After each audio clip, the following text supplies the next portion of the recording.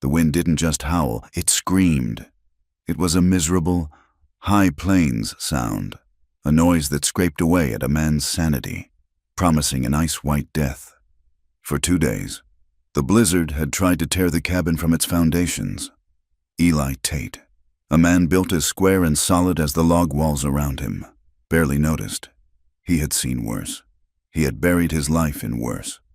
He sat at his rough-hewn table, cleaning a rifle breech with an oily rag. The fire crackled, fighting a losing battle against the cold that seeped through the chinks in the daubing. It was well past sundown, maybe 8 or 9 o'clock, but in the white chaos outside, time was just a smear. His dog, a thick-furred hound mix named Blue, lay dead, buried under 2 feet of snow since last winter. His wife, Sarah, was buried not far from the dog.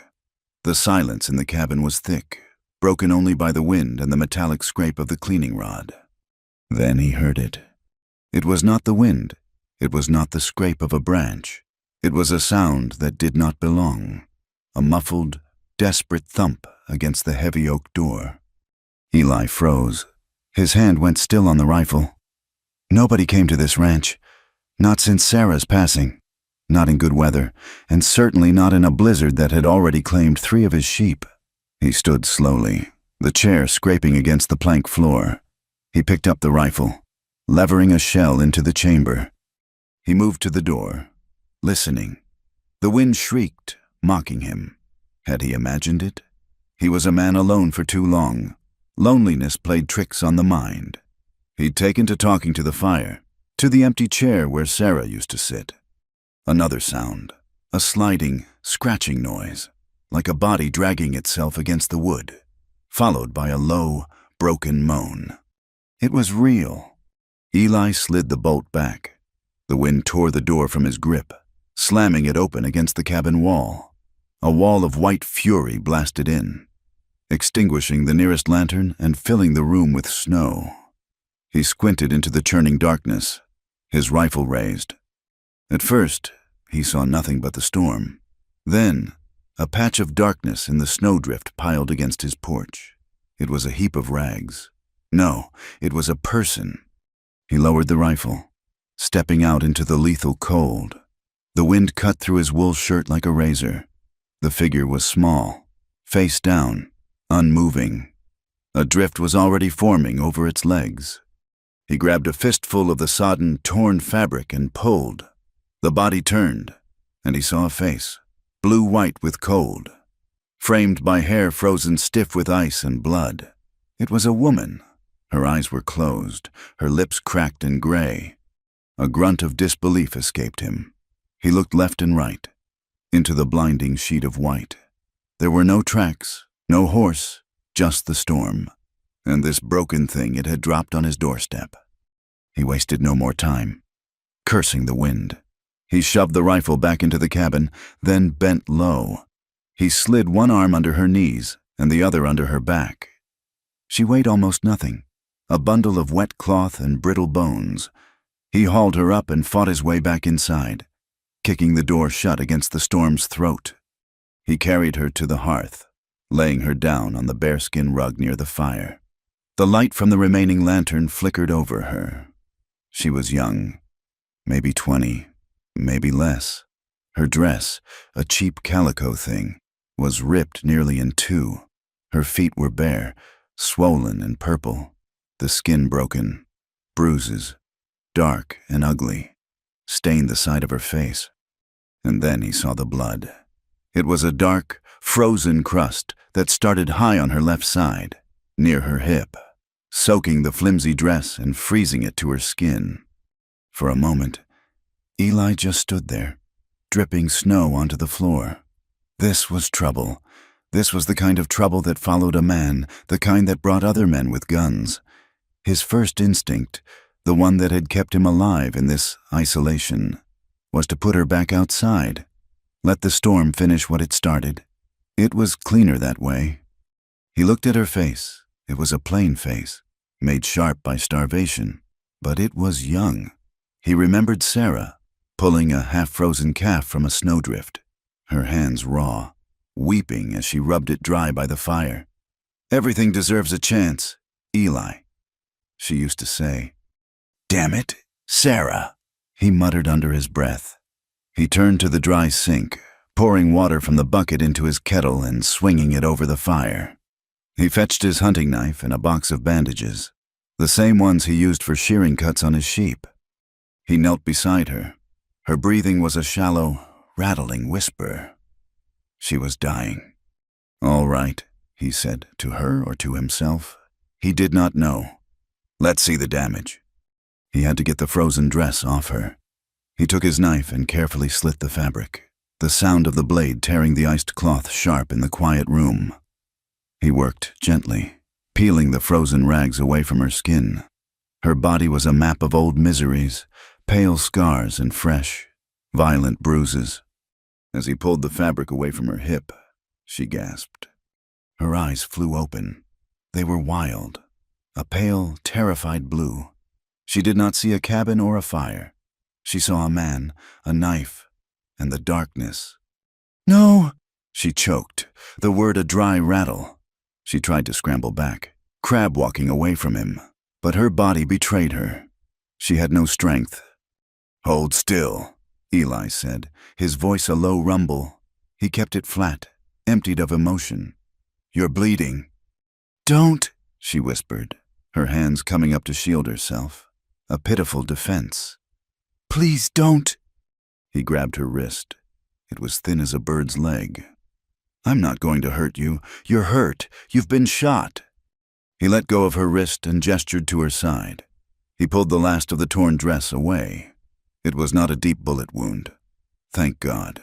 It was a graze, a long, tearing furrow across the flesh just above her hip bone. But the skin around it was puckered, swollen, and an angry, inflamed red. The bullet had torn through, taking cloth and dirt with it. It was swelling fast, and the poison was already in her. "It's swelling," he said, more to himself than to her. He reached for the bucket of warm water. As he pulled the rest of the ruined dress up, freeing her torso to get at the wound, she let out a strangled cry. It was not a cry of pain. It was a cry of pure, undiluted shame. "Please," she begged, tears freezing on her blue-white cheeks. She tried to cover herself with her hands, a gesture of impossible modesty. Just get it over with, please." Eli stopped. The rag in his hand dripped warm water onto the floor. He looked at her, really looked at her, at the raw terror in her eyes, the way she cringed, expecting a blow, or worse. She was not afraid of the wound. She was afraid of him. She was waiting for the payment she assumed he would demand for saving her. She expected to be used, to be discarded. His gut tightened. He had seen women like this in Cheyenne, years ago. Women with dead eyes and false smiles, but never one so broken, so young. He went back to his work, his movements suddenly rougher, more businesslike. He would not give her the pity she might mistake for something else. "I am trying to stop the poison," he said, his voice hard.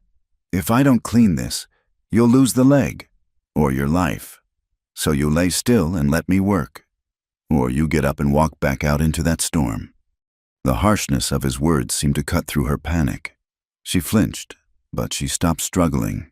She turned her head away, her eyes squeezing shut, her jaw clenched so hard he could see the muscles trembling in her cheek. She was bracing herself. He dipped the rag in the hot water and pressed it to the wound. She hissed, her whole body going rigid, but she did not scream. He worked quickly, clinically, washing away the frozen blood and grime. The skin was hot to the touch. The fever was already taking hold. As he cleaned her side, the ragged edge of her dress shifted. His eyes caught it, on her shoulder, just below the collarbone, was a mark. It was not a scar from a whip or a knife. It was a brand, stark and dark against her pale skin. An intricate, ugly design. A letter M twisted inside a circle. Eli had seen that mark once before, on a dead girl pulled from the river outside Laramie, the brand of the magpie's nest. a high-dollar brothel run by a man who believed his property should be marked as such. A cold, hard knot formed in Eli's stomach. This was not just trouble. This was the kind of trouble that brought sheriffs and bounty men. This girl was property, stolen property. He said nothing. He finished cleaning the wound, laid a thick smear of pine tar salve over it, and bound it tightly with a clean linen bandage. The girl, Cora, though he did not know her name, had not moved. She lay with her face turned to the wall, shivering violently, whether from cold or fear. He couldn't tell. He pulled a heavy wool blanket from his own cot and draped it over her, covering the brand, covering the bruises. He stood up, his knees cracking. The silence in the cabin was heavier now. He turned and walked to the far side of the room, adding more wood to the stove. He pulled a tin pot from a hook, scooped in some dried broth mix and jerky, and added water. He hung it over the fire to heat. He did not look at her. He could feel her watching him, though he could feel the weight of her terror. He left the ladle in the pot and went back to the door. He picked up his rifle, his heavy coat, and his hat. "Eat the broth when it's hot," he said to the floor. "The bed is yours. Don't touch the rifle." He opened the door. The wind howled, a hungry animal. Where are you going?" Her voice was a cracked whisper. "To the barn." Eli lied. "Check the stock." He had no stock in the barn but an old mule. He just needed air. He needed to be away from the brand on her shoulder and the dead look in her eyes. "I'll be back." He stepped out and pulled the door shut, leaving her alone in the warmth. He did not go to the barn. He walked 3 steps to the woodpile, sat on a snow-covered log, and let the blizzard try to freeze the sickness out of him. He was a fool. He had just invited a death sentence into his home. Inside, the girl, Cora, listened to the sound of the wind swallowing his footsteps. She did not move for a long time. The cabin was warm. The fire crackled. The smell of the broth made her stomach cramp with a pain that was almost worse than the bullet graze. She was alive. She was warm. She was alone with a sleeping cot and a pot of soup. It was a trick. It had to be. But the cold had taken everything from her. She had no fight left. Her mind slid back, away from the warm cabin, back to the cold, back to the running. It had been 3 days, or maybe 4. Time was just a blur of white snow and black terror. She had been running since the auction. She saw it clear as day. Even with her eyes closed, the back room of the saloon in Casper, the one the sheriff used for his business. The girls from the Magpie's Nest, shivering in their thin chemises, lined up on a low stage. Cora was one of them. They were being auctioned. Their debts sold to the highest bidder. It was a lie. They were being sold, body and soul, to miners, to ranchers, to anyone with $50. Justice, the sheriff called it, clearing the county of vice. Cora had seen the girl before her. Lily, just 15, sold to a freight hauler with black teeth and dead eyes. When Lily cried, the sheriff had backhanded her. Something in Cora, something that should have been dead and buried, had snapped. When her turn came, when the sheriff had grabbed her arm and shoved her forward. She'd pulled the boot knife she'd stolen from a drunkard's bedpost. She'd aimed for his heart. She missed, slicing his arm. All hell broke loose, men shouting, guns drawn. She didn't wait. She bolted, crashing through the back door and into the alley, into the first flakes of the storm. She ran as they fired after her. One bullet felt like a hot poker against her side, but she didn't stop. She ran out of town, into the plains, into the teeth of the rising blizzard. She ran until her boots fell apart. She ran until her feet were raw, bloody stumps. She ran until the world was nothing but white pain and the sound of her own screaming breath. She ran barefoot, hunted, knowing they would not stop looking. She was marked goods. She had wounded the sheriff. They would hang her. Or worse, they would drag her back. She had finally collapsed, unable to feel her legs, her hands, anything. She had prayed for the end, for the cold to take her, to swallow her up so they could never find her. She had crawled, dragging her wounded side through the snow, until she saw a flicker of light, a cabin. She had used the last atom of her strength to pull herself to the door and knock. Now she was here. She pushed herself up on one elbow.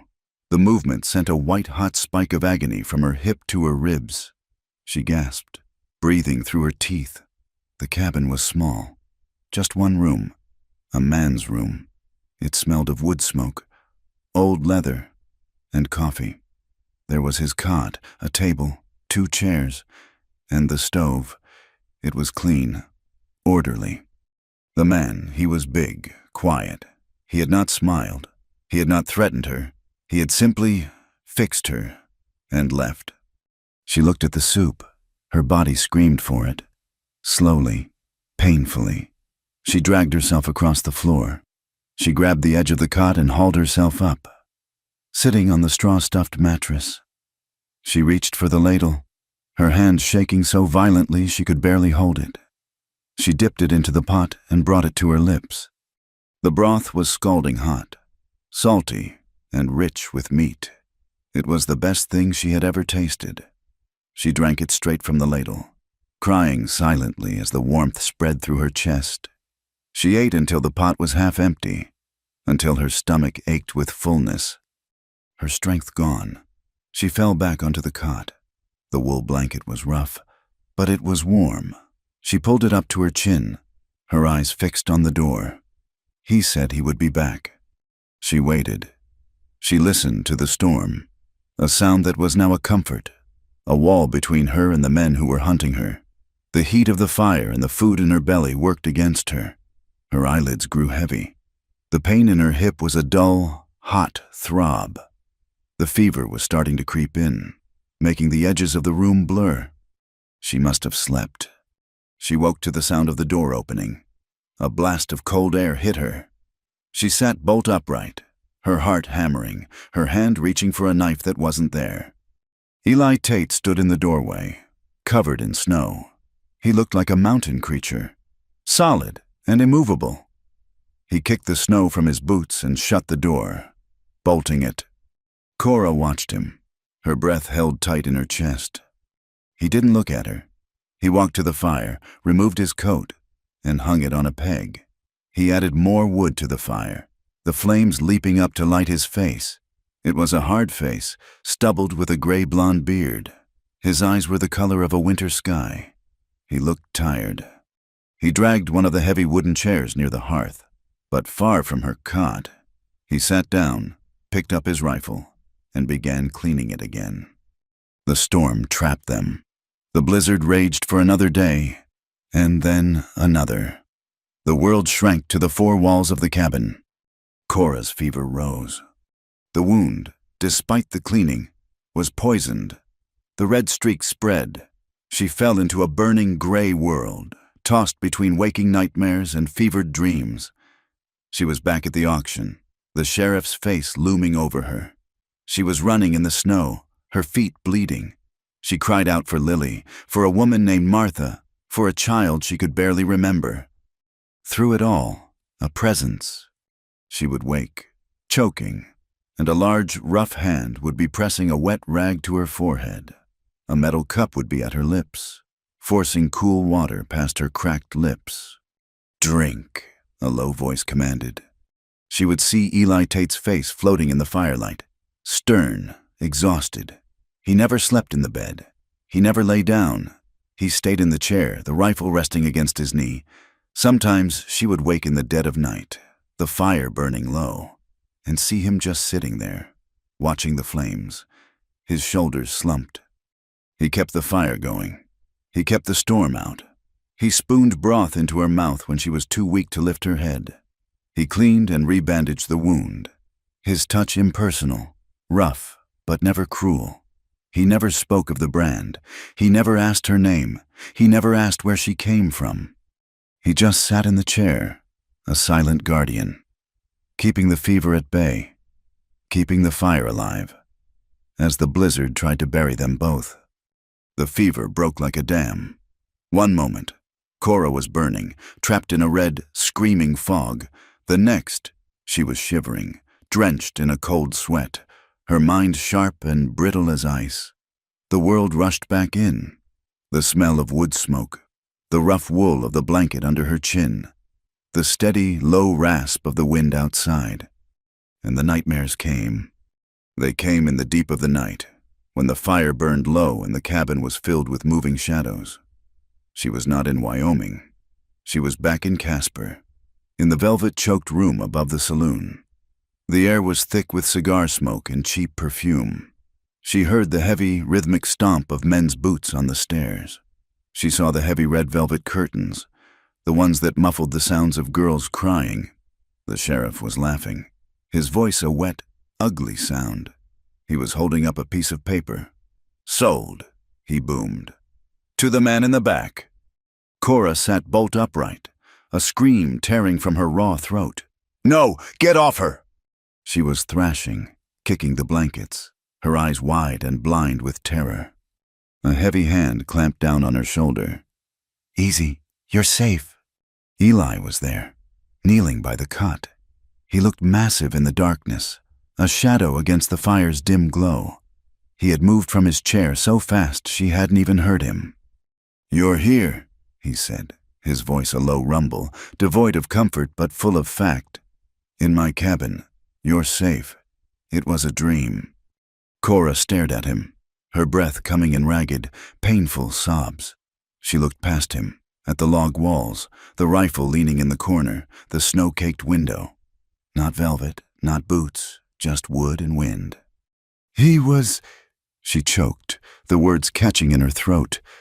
"They were—" "It was a dream," Eli repeated, his voice harder this time. He pressed a tin cup of water into her shaking hands. "Drink. The fever's broke. You're just spooked." He did not ask what she dreamed. He did not ask who he was. He showed no curiosity, no pity. He watched her drink, her teeth clattering against the metal rim. When she was done, he took the cup, added another log to the fire, and went back to his chair. He picked up a piece of leather harness and a knife and began to work. As if a woman screaming bloody murder in the middle of the night was a common occurrence. Cora lay back down, pulling the blanket to her chin. She watched him. He did not look at her. He just sat, his shoulders set, his hands busy. She was safe. He said so, but the shaking in her bones would not stop. The recovery was slow. The wound on her hip no longer burned with fever, but it itched and pulled. The blizzard, after 5 long days, had finally choked itself out, leaving behind a world of impossible, silent white. The sun came out, a pale, cold disk that offered no warmth, but the light in the cabin was brighter.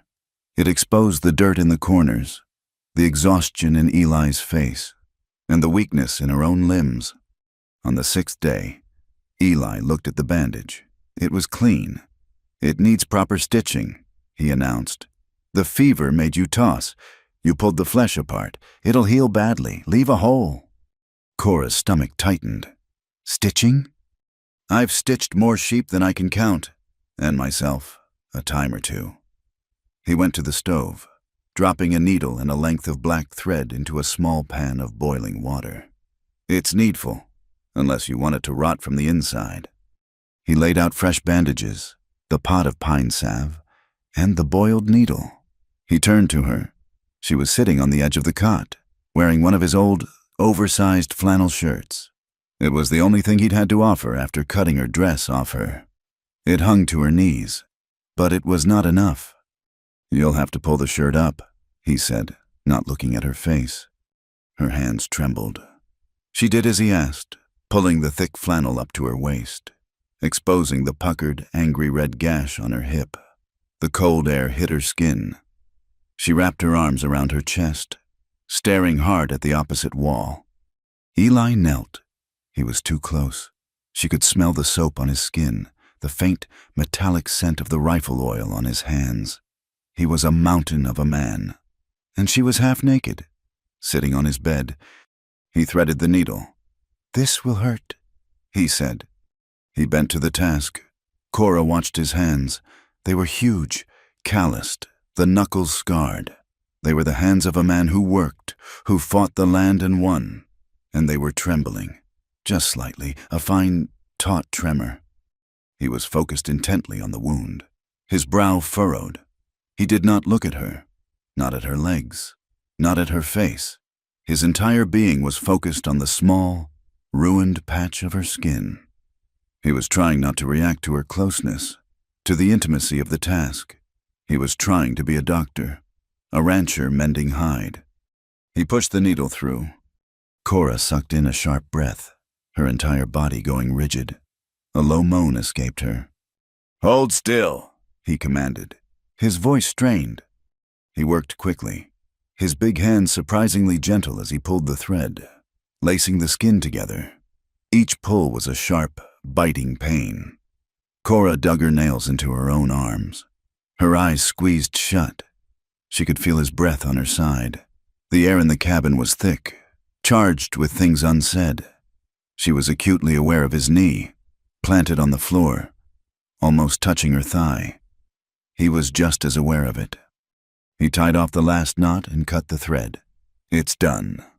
His voice was rough. He quickly smeared the salve over the new stitches and laid a clean bandage over it.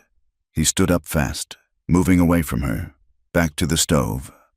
You can cover yourself," he said, his back to her.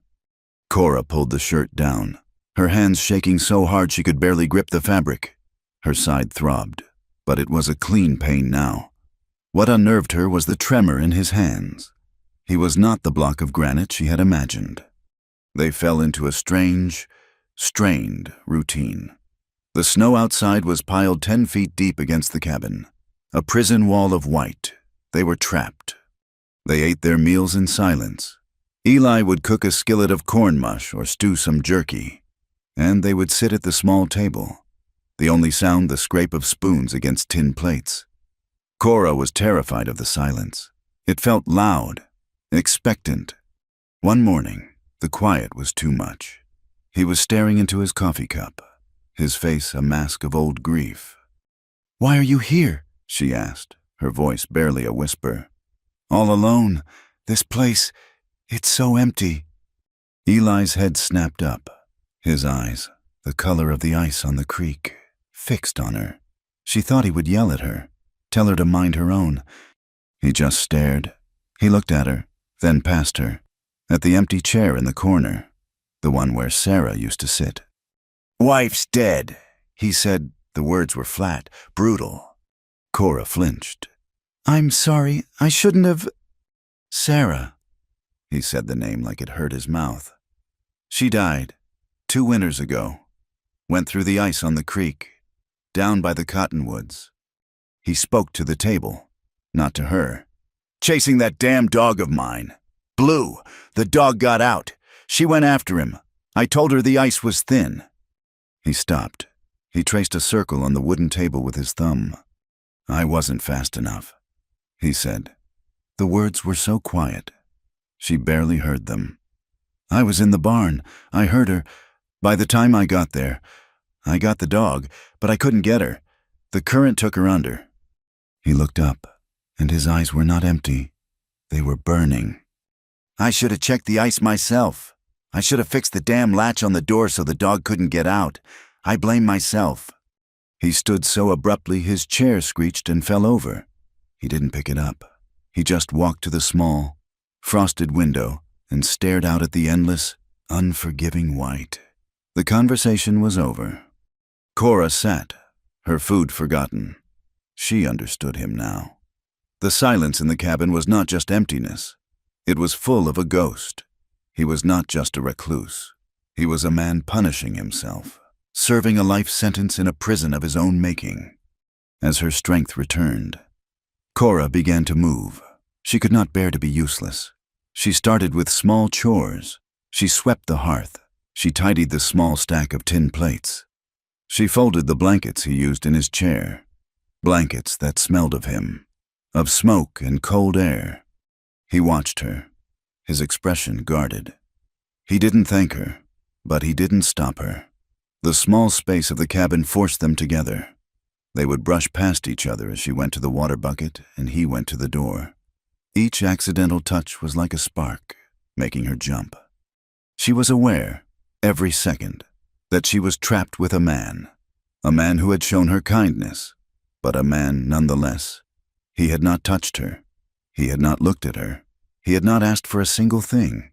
This decency was more confusing than the brutality she was used to. She kept waiting. She kept waiting for the bill to come due. In her world, nothing was free. Kindness was just a slower way of setting a trap. She was trapped, and this man hadn't touched her. Yet, the word hung in the air between them, a dangerous, unspoken thing. The dizziness hit her as she was stacking the small pile of firewood he kept inside. She had been on her feet for too long. The room tilted, the log walls seeming to bend inward. She put a hand out to steady herself, but there was nothing there. "Eli," she breathed, but no sound came out. She pitched forward, her legs giving way, a small cry escaping her. He was across the room before she hit the floor. He moved with a speed that belied his size, catching her in one powerful arm, hooking her around the waist and lifting her as if she weighed nothing. He hauled her up against his chest. The motion, the sudden lift, caused the long flannel shirt to ride high up her thighs, exposing her legs, the top of the bandage on her hip. She was in his arms. His face was close to hers, his eyes wide with concern. This was it, the moment, the strength of his arms around her, the sudden, intimate contact, the way she was held. This was how it always started. She stopped fighting. Her body went limp with a sudden, bone-deep resignation. She closed her eyes. "Just get it over with," she whispered. The words were dead. A flat, broken offering. "Please." Eli froze. His arms were locked around her, her body pressed against his. He had heard her. He looked down at her face, at the closed eyes, the pale, trembling mouth. He saw the way she braced herself, the way she had surrendered to what she believed was inevitable. His face changed.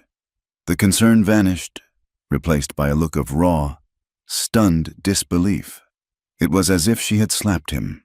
A deep, sickened shock twisted his mouth. He set her on her feet.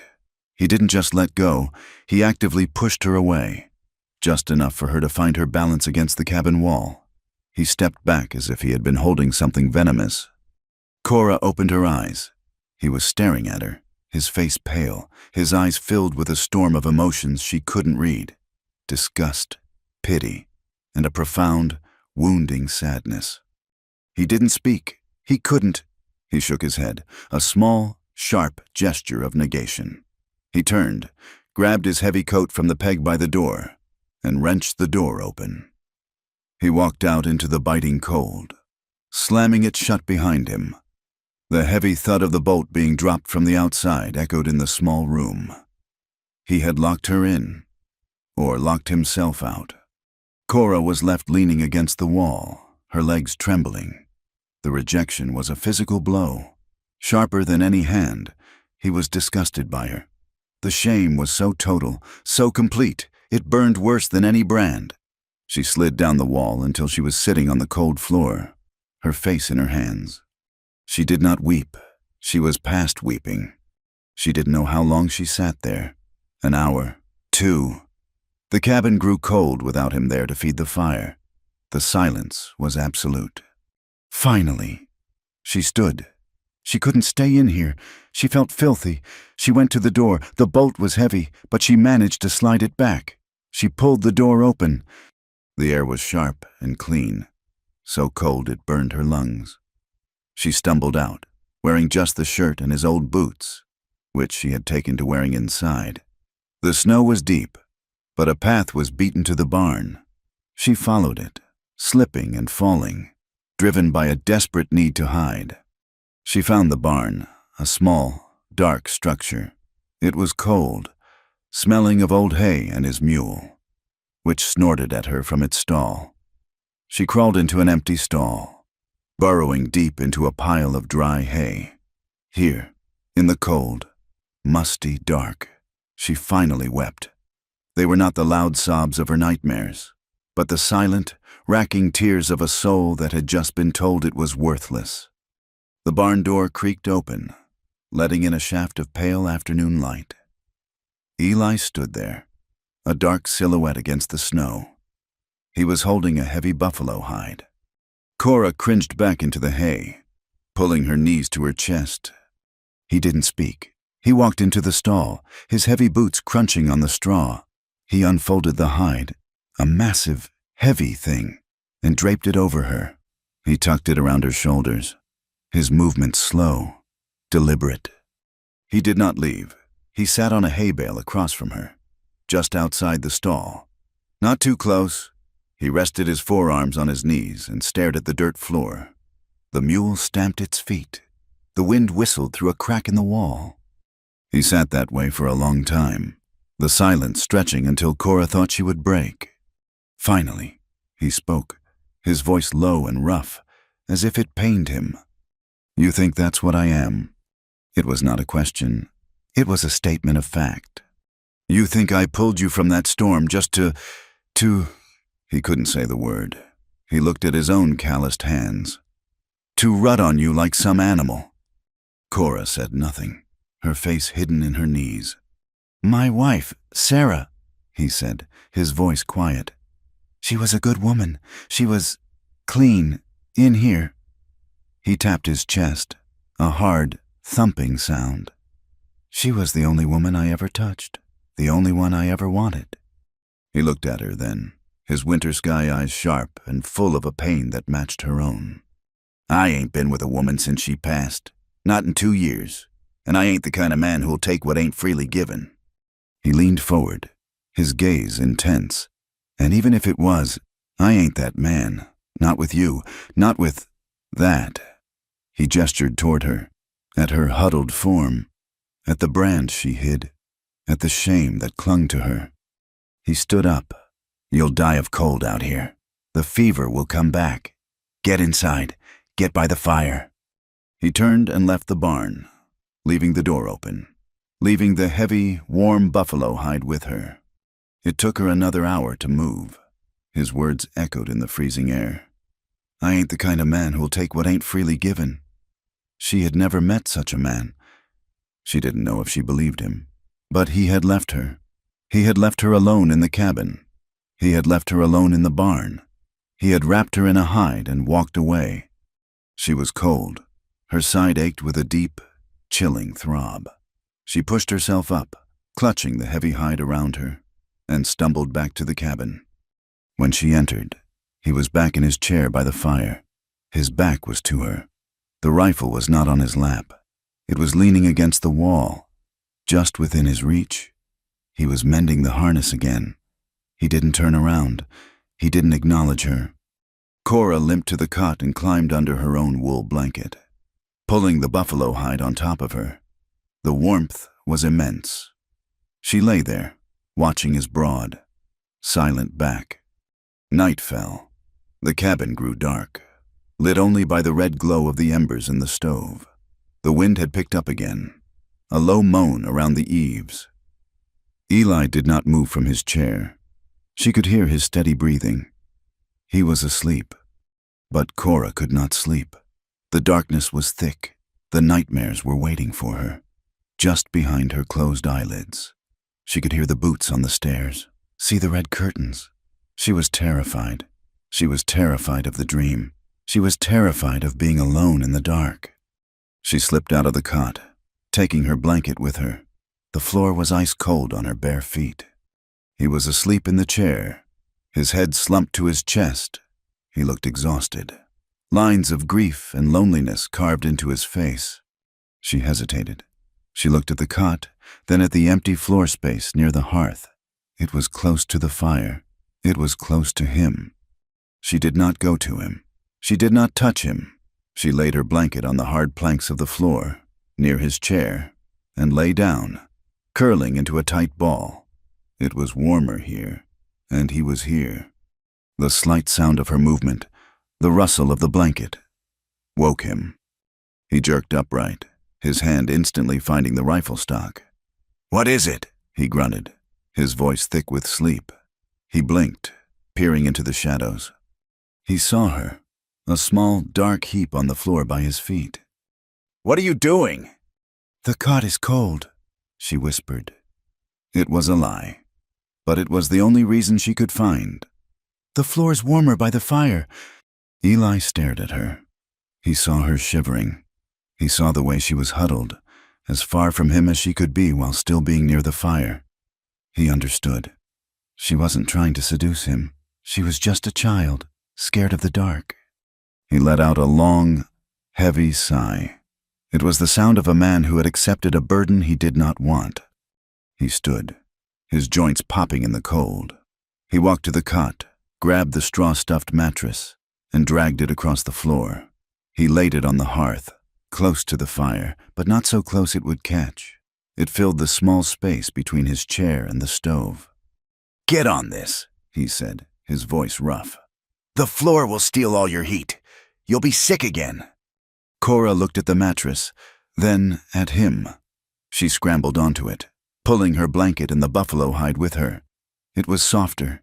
It was warm. She lay down, facing the fire. Eli went back to his chair. He sat, not picking up the rifle, but letting it rest against the wall.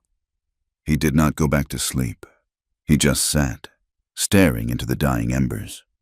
Cora lay on the mattress. The fire was warm on her face. The man in the chair was 3 feet away. He was awake, he was armed, and he was not touching her. She closed her eyes. The nightmares did not come. She slept. The silence was the first warning. For nearly a week, the world had been a screaming white howl. Now, Cora woke to a cabin filled with piercing, bright light and a quiet so deep it felt loud. The wind was gone. Eli was already at the door, pulling on his heavy coat. He had not slept in his chair. He had dozed, upright and alert. A man waiting for a battle. He looked at her, his face grim. "It stopped," she whispered. "Aye." He picked up his rifle. "Stay inside. Bolt the door behind me. Don't open it until you hear me knock 3 times. 3. She nodded, her heart starting a low, heavy drumbeat. He stepped outside, and she slid the heavy wooden bolt into place. The sound was dreadfully final. She watched him through the single, ice-crusted window. He waded through the massive drift, plunging almost to his waist, and fought his way to the small rise behind the cabin. He was a dark, solid shape against a world that had been scrubbed clean and white. The sun was blinding, glaring off the endless fields of snow. He stood on the rise for a long time, a full 5 minutes, staring south. When he returned, he did not knock 3 times. He slammed his shoulder into the door, shouting, "Cora, open it, now!" Her hands fumbled with the bolt, her terror making her clumsy. She yanked it back, and he fell inside, pushing the door shut and ramming the bolt home himself. He was breathing hard, not from the effort, but from something else. "What is it?" she cried. "What did you see?" "Smoke." He leaned against the door, his eyes scanning the cabin as if it were a trap. "To the south, maybe 5, 6 miles. A thin column, not a chimney, a campfire." "It could be travelers," she offered, her voice thin. "Trappers." "No." He shook his head, his gaze settling on her, sharp and cold. "It's riders, fanned out, combing the ridges. The storm kept them back. Hold them up. Now it's clear. They're on the move. They're looking for you." The old, blind panic seized her. She backed away from him, her hands coming up to her mouth. "They found me! Oh, God, they found me!" She looked wildly at the door, at the window. "I have to run. I have to go." "And go where?" His voice was a flat, hard slap. "You'll die before you make a mile. You'll leave a track a blind man could follow in this snow. You're not running." "But they'll come here. They'll find me. They'll—" "Who are they?" he demanded, his voice low, cutting through her panic. "You've been here 6 days, and I've asked you nothing. The time for secrets is done. Who is hunting you?" And why do they want you so bad that they'll ride into a blizzard to find you?" She sank onto the cot, the strength gone from her legs. She looked at the brand on her shoulder, visible even through the thick flannel of his shirt. "You saw the brand. I was from the magpie's nest in Casper." "I know the brand," he said, his voice impatient. "That's not enough. Men don't risk freezing to death for one runaway girl, not unless she's special." Cora took a deep, shuddering breath. The story was a stone in her gut, one she had held for so long she didn't know how to let it go. But his words were true. The time was done. "There was a girl," she began, her voice a dead monotone. "Lily, she was new, just 15. She didn't know the rules. She didn't know how to survive." She stared at her hands, twisting them in her lap. "A man came. He wasn't a cowboy, not a miner. He was important, a judge from Laramie, Judge Hemlock. He was drunk. He wanted her." Eli said nothing. He just watched her, his face carved from granite. "She fought him," Cora whispered. "I heard her. He was hurting her. He tore her face open. She squeezed her eyes shut, the memory vivid and red. I couldn't just listen. I took a knife, one I'd hidden. I went in." She looked up at him, her eyes burning. He was on top of her. She was bleeding. I stabbed him. I tried to kill him." Eli's expression did not change, but a muscle in his jaw tightened. "Did you?" "No, I missed. I got him in the shoulder. He screamed. The sheriff, Sheriff Grady. He and his men were downstairs. They burst in. They saw the judge, the blood. They saw me with the knife. They beat me. They dragged me downstairs. The sheriff. He's a cruel man. He said I was an affront to the town, that I'd attacked an officer of the court. He said he'd make an example of me, so no other girl would ever get the same idea. He held," her voice broke, "a punishment auction in the saloon to sell my debt. He said, but he was selling me to the lowest, meanest man he could find. He paraded me on the stage, in my shift. That's when I ran. I ran. I broke the window and I ran. They shot at me. One of them hit me." She pointed to her hip. "And I ran into the snow." The cabin was silent. Eli had not moved. He stood by the door, absorbing her words. "A judge," he said, the words heavy as lead. "You stabbed a judge." He turned his back to her, pacing the small space. 3 steps one way, 3 steps back. He was a caged bear. "This isn't just a matter of property. Then this is the law. They'll call it attempted murder." He stopped, looking around the cabin, at the rifle, at the cot, at the stacked cords of wood. Harboring a fugitive, aiding a criminal, assault on an officer of the court. They could take everything. This land, the cabin. They could hang me. His words hung in the air. Cora felt a new kind of shame, one that burned hotter than the brand. She was not just ruined. She was a plague. She was bringing ruin to this man, the only man who had shown her a moment's decency. She stood up, her legs shaking but firm. "I will leave. I will not bring this to your door. Eli, you saved my life. I won't be the cause of you losing yours." She walked to the hook where her old, frozen boots still sat. They were ruined, useless. It didn't matter. She would walk barefoot again if she had to. "You've given me food. You've given me warmth. I thank you for it. I'll go now." She reached for the door. His hand shot out, covering hers, pinning it to the wood. It was not a violent movement, but it was absolute. His hand was huge, warm, and it dwarfed hers. "No," he said, his voice quiet, but with a new, dangerous edge. "You heard me," she pleaded, not turning. "They will hang you." "Let them try." He turned her around, his hands on her shoulders. He was not angry. He was something else, something she had never seen. "You walk out that door. You're walking into their arms. You're walking to a rope, I pulled you from the snow. I stitched your side. I will not let you walk to your own death. I won't have that." "But your land?" she whispered, her eyes searching his. "Your life?" "My land?" He laughed, a short, bitter sound. "This place? It's just acres of snow and memory. My life?" His gaze softened, and a profound, aching sadness filled his eyes. "I told you about Sarah.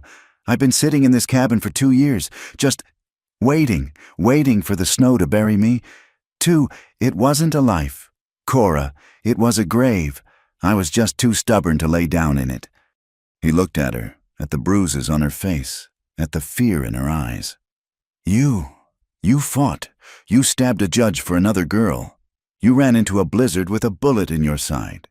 You are fighting for your life with every breath." His hand moved from her shoulder, up to her face. His thumb, rough and calloused, brushed a tear from her cheek. "I haven't felt alive in 2 years," he murmured. Not until this." She did not flinch from his touch. She leaned into it. It was the first touch of kindness she had known in so long. It felt like fire. He was looking at her. Not at the brand, not at the dirt, but at her. He hesitated. He was crossing a line he had drawn in his own grief. He was breaking faith with a ghost. Then he leaned down, slowly, giving her every chance to pull away. She did not. She rose on her toes, her hands coming up to rest on his chest. His lips met hers. It was not a hungry kiss. It was hesitant, chapped, and tasted of salt and wood smoke. It was a question. It was a promise. It lasted only a moment, but it changed the air in the cabin. It changed everything. He pulled back, his forehead resting against hers. He was breathing hard. "They're out there," he said, his voice thick. "And they'll come, but we'll face them. Together." He looked into her eyes. "I want you to stay, not just to hide, not because you're trapped here by the snow. I want you to stay, to heal." He glanced at her side, at the stitches beneath the flannel.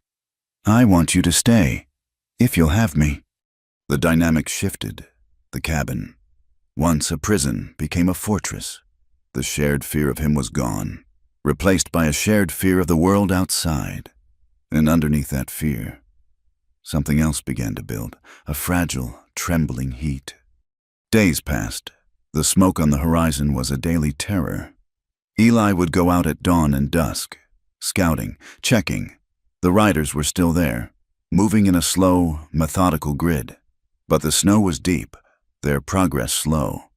Inside the cabin, a new, awkward tenderness grew. They talked. She told him about the magpie's nest, the other girls, the small, cruel details of her life. He told her about his ranch, about Sarah, about the plans they'd had to build 2 more rooms, to raise sheep, to have children. They were 2 ghosts, sharing their pasts, and in the sharing, they slowly started to come back to life. He would catch her watching him, and a small, almost smile would touch his lips. She would hand him a hot cup of coffee, and their fingers would brush, sending a jolt through them both. The air was thick with their awareness of each other. Her wound was healing. The stitches itched. She felt strong, but she felt dirty. After more than a week, she could not stand the grime of her own skin. "Eli," she said one afternoon, her face coloring. I need to wash properly." He understood immediately. He nodded, his own face flushing. "Of course, I'll check the snares." He grabbed the largest kettle, filled it with snow, and put it on the stove to heat. He fetched the tin basin and a clean rag, setting them by the hearth. He did not look at her as he did it. "I'll be gone an hour, maybe 2, he said, pulling on his coat. "Bolt the door." He left. Cora secured the door, her heart thumping with a strange mix of relief and nervousness. She was alone. She was safe. She poured the steaming water into the basin, adding a little cold snow to cool it. The cabin was warm, the fire crackling. She was near the hearth, The place where she had slept on the floor. She untied the flannel shirt.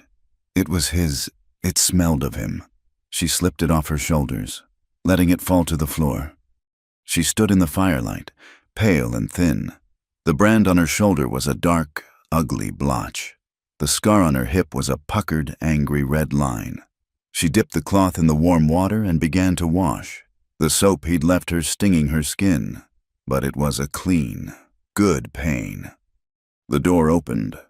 She spun around, her hands flying up to cover herself, a small scream in her throat. Eli stood there, frozen. He had his rifle in one hand, a dead rabbit in the other. "My apologies," he said, his voice strained. I forgot the skinning knife." He did not look at her. He averted his eyes instantly, staring hard at the floor, his face a dark, embarrassed red. He looked ashamed, as if he were the one who had been caught. Cora's hands, which had been covering her breasts, slowly lowered. She stood there, her heart hammering. He was not looking at her. He was not leering. He was not like them. He was ashamed for walking in on her. She did not flinch. She did not scream again. She did not grab for the shirt. She just stood there, breathing, letting him not look at her. It was a strange, powerful moment. She was naked, exposed, but she was not ashamed. Not in front of him. "It's all right, Eli," she said, her voice quiet but steady.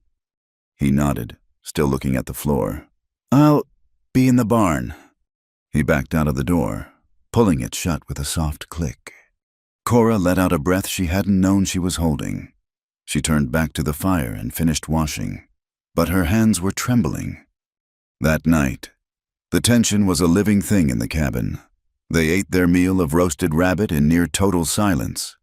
But it was not the old, empty silence.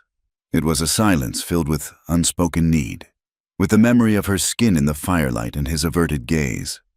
When it was time for sleep, he went to his chair, as he always did. She went to her mattress on the hearth. The arrangement felt wrong now. It felt like a lie. She lay in the dark, staring at the red embers in the stove. She could hear him breathing. He was not asleep. She knew it. She sat up, pulling the blanket around her. "Eli?" His shape shifted in the darkness. "I'm here." "I am cold," she whispered. It was the same thing she had said that first night she had slept by the fire. But this time, it was not a lie, and it was not a plea for safety. It was an offer. He was silent for a long moment. She heard the creak of the wooden chair as he stood. He did not come to her. He walked to his own cot, the one that had been empty for so long. She heard the sound of him pulling back the heavy wool blankets. He said nothing. He just waited in the dark. It was an invitation. It was a choice. Her choice. She stood, her legs trembling. She clutched her blanket and walked the few feet across the cabin, from her safe place on the hearth to his bed. She slipped under the covers. He got in beside her. The cot was narrow, their bodies pressed together from shoulder to knee. The heat from him was staggering. They were both trembling. It was a shared, terrible fear, not of him, not of her, but of this raw, unknown thing. He turned to her in the dark. She could just make out the shape of his face. He touched her cheek, his fingers tracing the line of her jaw. She did not pull away. She covered his hand with her own. "Cora," he whispered, his voice thick with a need he had buried for 2 years. It was slow. It was hesitant. There was no lust, not as she had ever known it. There was just a trembling, desperate need. He kissed her, and this time, it was not just a promise. It was a finding. His hands were shaking as he touched her shoulder, his fingers finding the raised, scarred flesh of the brand. He did not recoil. He traced it, as if learning it, and then he kissed it. It was a raw connection, born of shared pain and a desperate, shared fear of the world outside. When he finally moved over her, he was gentle, hesitant, watching her face in the dark. He was asking, and for the first time in her life, she answered. She pulled him down. It was not a taking. It was a giving. It was two broken, lonely people trying to make something whole in the dark. Afterward, as they lay tangled in the blankets, the warmth of their bodies fighting the cabin's deep cold, the tears finally came. She did not sob from her nightmares. She wept for the release, a deep, shuddering cry that came from the very bottom of her soul. Eli did not shush her. He did not pull away. He just held her, his arms wrapped tight around her, his face buried in her hair. He held her as she shook, letting the poison flow out. When the sobs finally quieted, he kissed her forehead, his lips warm against her cold, damp skin. "You don't have to be scared here," he whispered, his voice a low, rough promise in the dark. Not anymore. They woke in the gray, pre-dawn light. The cabin was colder than it had been. The fire in the stove burned down to dull, red embers. For the first time in 2 winters, Eli Tate had not woken in the night to feed it. He had been asleep, truly asleep, with Cora's small, warm body pressed against his back. He woke with her scent in his beard, a mix of pine soap and woman. It was a strange, unsettling thing. For 2 years, he had woken only to the smell of cold ash and his own stale grief. Now, there was this life. He moved slowly, trying not to wake her. He slid his legs out of the cot, the cold of the plank floor shocking his bare feet. He pulled on his trousers and fed the stove, the crackle of the new kindling loud in the quiet. He set the coffee pot on the iron top. Cora was awake. She was watching him, her pale eyes dark in the shadows. The night before had changed her. The hunted, broken look was still there, but it was buried under a new, fragile layer of stillness. "Good morning," she whispered. Eli just grunted, his back to her as he reached for the tin cups. He was not a man for words in the morning. He was a man of action, and the action required now was grim. He poured the coffee, black and bitter, and handed a cup to her. She sat up, pulling the heavy wool blanket around her shoulders. The flannel shirt he had given her was rumpled, gaping at the neck, revealing the dark, ugly mark on her shoulder. Yesterday, the sight of it had filled him with a cold pity. Today, it filled him with a low, simmering rage. He went to the window, scraping the frost from the glass with his thumbnail. He stared out at the bright, clean snow, and he saw it. It was still there, the thin, black thread of smoke, rising from the south. The riders had not given up. They had not been turned back by the cold. They were methodical. They were hunters. "They're still there," he said. He did not turn around. He heard the scrape of the cot as she got up, the sound of her bare feet on the floor. She came to stand beside him, clutching her cup. "How long?" she asked. "The snow is deep. They're slow, but they ain't stopping. They're combing the land, ridge by ridge. They'll be here, maybe tomorrow, maybe the day after." He took a long drink of the scalding coffee. "You can't be here when they come." He turned to face her. His mind was made up. The night had been a mistake, a moment of weakness. It had changed nothing, and it had changed everything. It had made her his responsibility in a way that went beyond mere shelter. "I got a plan," he said, his voice flat. "I know someone. Up north, by the Sweetwater. An old woman, Abigail Finch. She's a Quaker. She helps people." Cora watched him, her eyes searching his.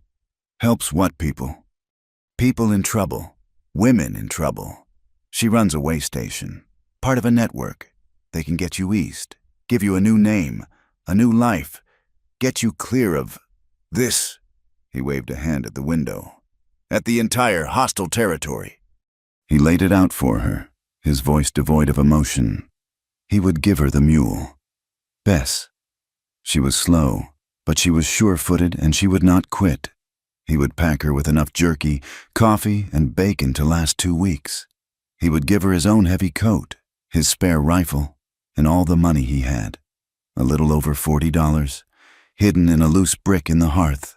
He would guide her north himself for the first day, set her on the hidden game trail, and then he would double back. He would be here, at the cabin. When the riders came, he would tell them she died in the storm. He would show them a fresh-dug grave, if he had to. He laid it all out. It was a good plan. It was the only plan. When he was finished, he looked at her, expecting relief, or fear, or thanks. He did not expect the look she gave him. It was not gratitude. It was a cold, hard disappointment. "No," she said. Eli blinked. "What do you mean? No, this ain't a request. Cora, this is the only way you live." "No," she said again, her voice stronger. She set her cup on the table. "I've been running all my life. I ran from the home where I was sold. I ran from the men in the brothel. I ran from the sheriff. I ran into the snow, and I ran to you. I am tired of running." "This ain't running," he argued, his voice rising. "This is surviving. This is smart. You go up against Grady and that judge. You think you can win that? They are the law. They'll hang you from the nearest cottonwood and call it justice, and the whole town will watch and applaud." "Then let them," she said, her voice trembling but fierce. "Let them. But I won't go skulking off into the snow again, hiding who I am, living under a fake name, always looking over my shoulder. What kind of life is that?" She stepped closer to him, her eyes flashing. "You told me about your wife. You told me how you've been hiding in this cabin, in this grave. You've been running, too, Eli, hiding from a ghost, hiding from living.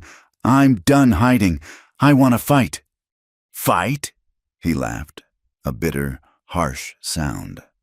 "Fight who? Sheriff Grady? Judge Hemlock? The whole damn county? With what? A rusty mule and $40? "With the truth," she said, her voice ringing in the small cabin.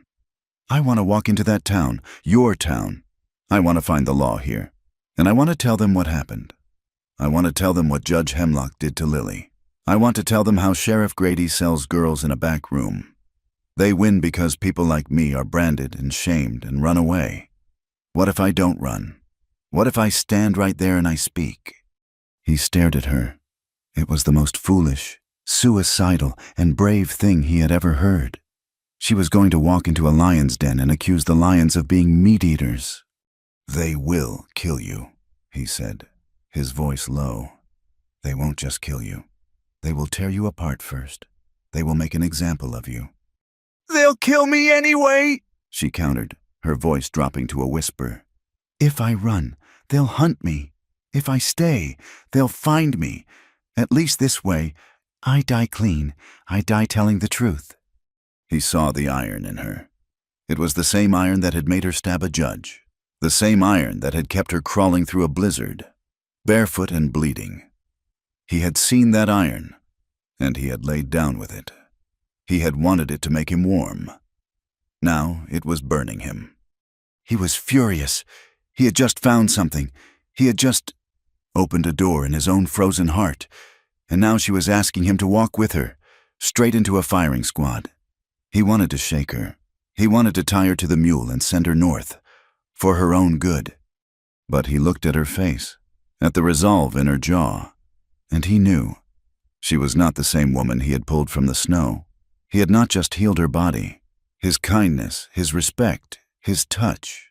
They had forged her will into something new, something that would not be broken. And he knew, with a sinking, terrible certainty, that he could not let her go alone. If she was mad enough to do this, he was mad enough to stand with her. Hiding her was just another form of his own cowardice. He had been hiding from his wife's ghost for 2 years. Maybe the only way to lay that ghost to rest was to stand up for a living woman. "It's madness," he said, his voice rough. "It's a fool's errand. They will not listen. They will just take you."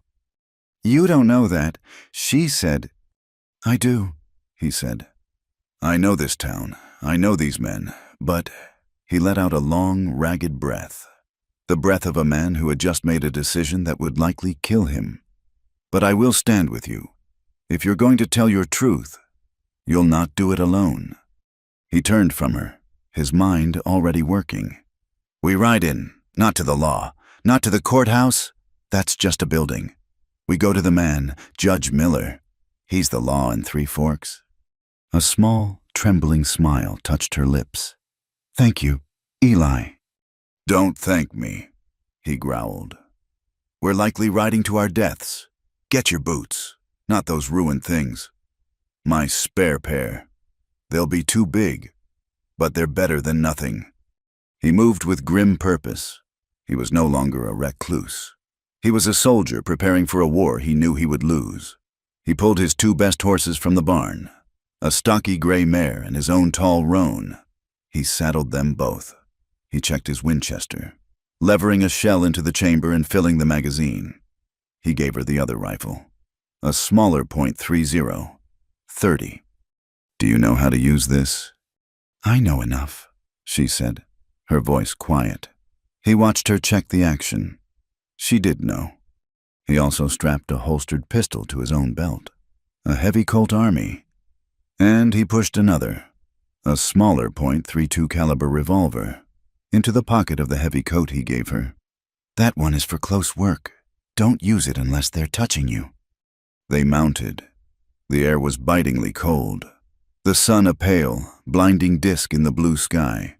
The world was beautiful and silent and deadly. They rode for 2 hours, the horses crunching through the deep, crusted snow. They did not talk. There was nothing left to say. They rode side by side, two small figures against an endless, white landscape. As the small, snowbound collection of log buildings that was Three Forks came into view, Eli reined in his roan. He looked at her. Her face was pale, her lips blue with cold, but her eyes were clear. He reached across the space between their horses. He took her gloved hand in his. His grip was hard, a solid, grounding force. Together, he said. Together, she replied. They rode down the main street, hand in hand. The town was just waking from its snowbound prison. Men were on roofs, shoveling snow. The clang of the blacksmith's hammer echoed in the cold air. And then they stopped. Everyone stopped. They saw Eli Tate, the widower, the recluse. He hadn't been seen in town since the first snows, and he was with a woman. The whispers started like a dry wind in the grass. Men stopped shoveling. Faces appeared in the frosted windows of the general store. They saw Tate, hard and grim as a winter bear, his rifle in the scabbard on his horse, and they saw the woman beside him. She was pale, bruised, and wearing his coat, but some of them, the ones who had been to Casper, the ones who had heard the rumors, they recognized her. That's him, Tate. Who's that with him? My God, Jed, look at her. That's the one. The Magpie girl. The one who stabbed Judge Hemlock. It is. I saw her at the auction. That's her. The whispers followed them, a wave of malice and suspicion. As they dismounted in front of the Silver Dollar Saloon, it was the only place in town with more than 2 men in it at 10 o'clock in the morning. Why here? Cora asked, her voice tight. Judge Miller holds court here at 10, drinks his whiskey at 10:05. Eli said grimly, best place to find him. He tied the horses to the hitching rail. He looked at her one last time. You are sure? She nodded. She pulled the .32 from her pocket and slid it into the waistband of her trousers, covered by the long coat. Eli pulled his Winchester from its scabbard. He held it low, in the crook of his arm. He pushed open the batwing doors. The saloon went silent. The tinny piano, played by a one-eyed man in the corner, stopped mid-tune. A dozen men, trappers, ranchers, and the town's less reputable citizens froze, their drinks halfway to their mouths. It was hot inside, thick with the smell of stale beer, wood smoke, and unwashed men. In the back, at a table littered with poker chips and empty glasses, sat Judge Miller. He was a thick, pot-bellied man with a stained velvet waistcoat and a face the color of raw liver. Beside him sat Sheriff Bryce, the local law, a thin, weasel-faced man with a drooping mustache. Eli and Cora walked toward them. The sound of their boots on the plank floor was the only sound. "Judge Miller," Eli said. His voice was a low rumble, cutting through the silence. The judge looked up, his eyes bleary and annoyed. "Tate, what in the hell do you want? And what are you doing with that?" His eyes slid to Cora, his gaze lingering on her body with a wet, practiced assessment. "We're here on official business. Judge," Eli said, his voice hard as iron. "This woman, Cora, wishes to make a formal statement. She needs to file charges against Judge Hemlock of Laramie and Sheriff Grady of Casper." The room sucked in a collective breath. Judge Miller's annoyance turned to disbelief, then to a dark, rising anger. He looked from Eli to Cora, his lip curling in a sneer. "Charges? You storm into my saloon with this whore, and you accuse my colleagues, Judge Hemlock, a respected man." "He raped a 15-year-old girl," Cora said, her voice clear and shaking. "He beat her, and Sheriff Grady sold us like cattle in your saloon." Judge Miller's face went purple. He slammed his fist on the table.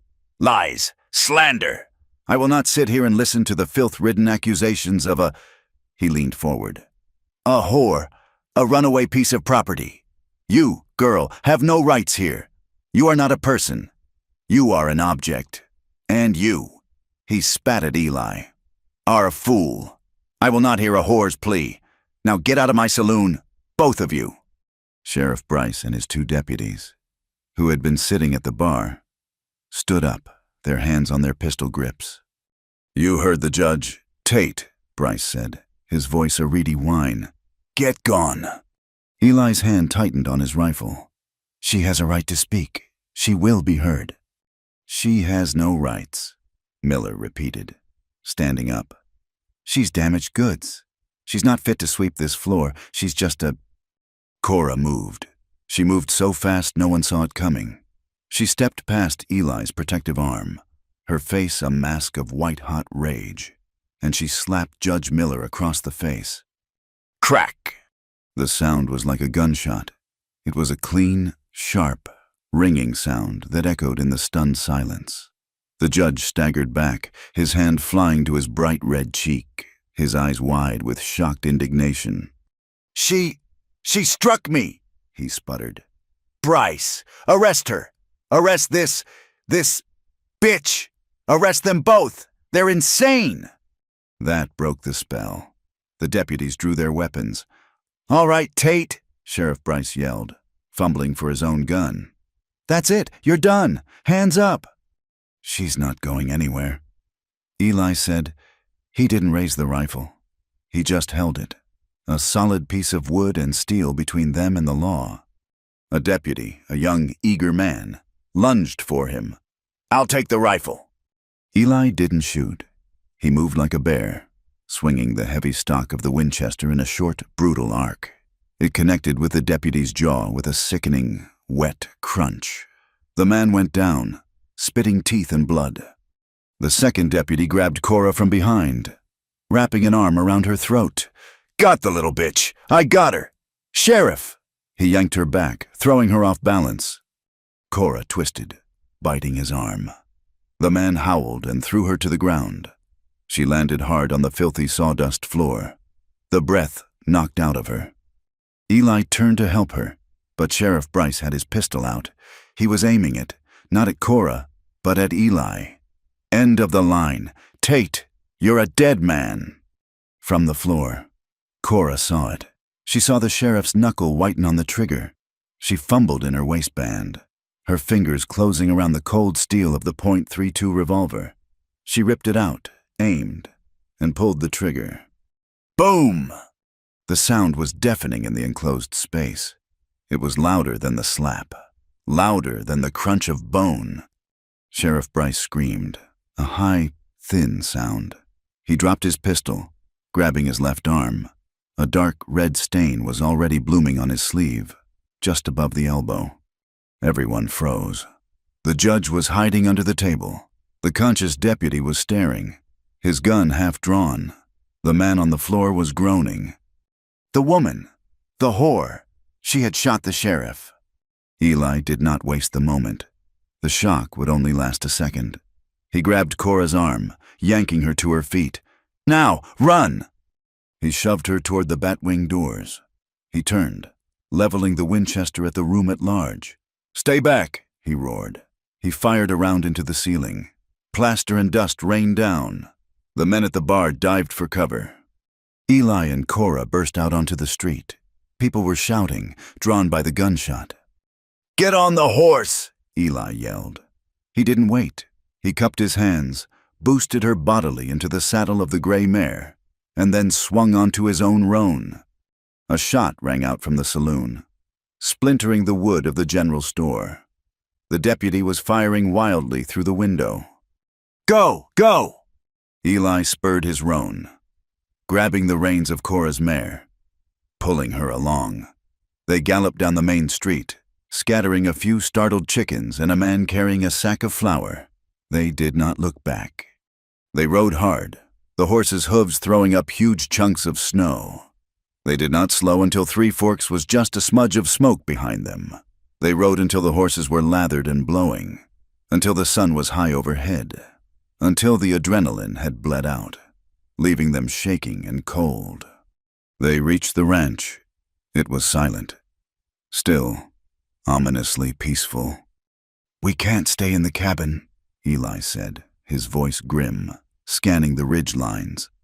They'll come in force, and they'll burn it, with us inside." He slid off his horse, his legs trembling. He helped Cora down.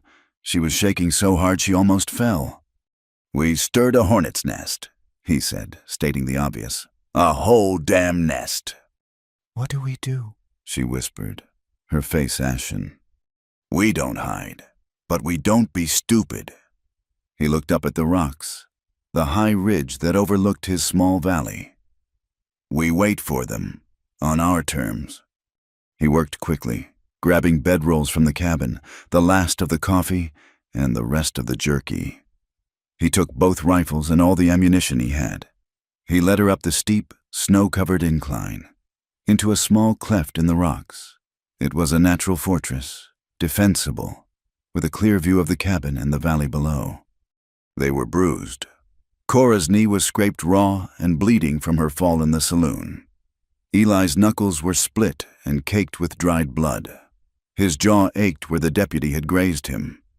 They sat, hidden in the rocks, as the sun began to set, painting the snow in shades of pink and purple. It was beautiful, and it felt like the end of the world. Eli built a tiny, smokeless fire, just big in his hat, using dry twigs. He boiled a small pan of snow. He handed her a tin cup of coffee. Their hands touched. They were both alive, battered, terrified, and hunted, but alive. They sat under the vast, emerging blanket of stars, the cold settling deep into their bones. They were wrapped in the same bedroll, his rifle across his lap, her head resting on his shoulder. "You were right," he whispered, his voice rough in the immense quiet. "About hiding, about being in a grave." He looked down at her, his face shadowed. "I ain't been alive in 2 years. Cora, not really, not until today." She said nothing.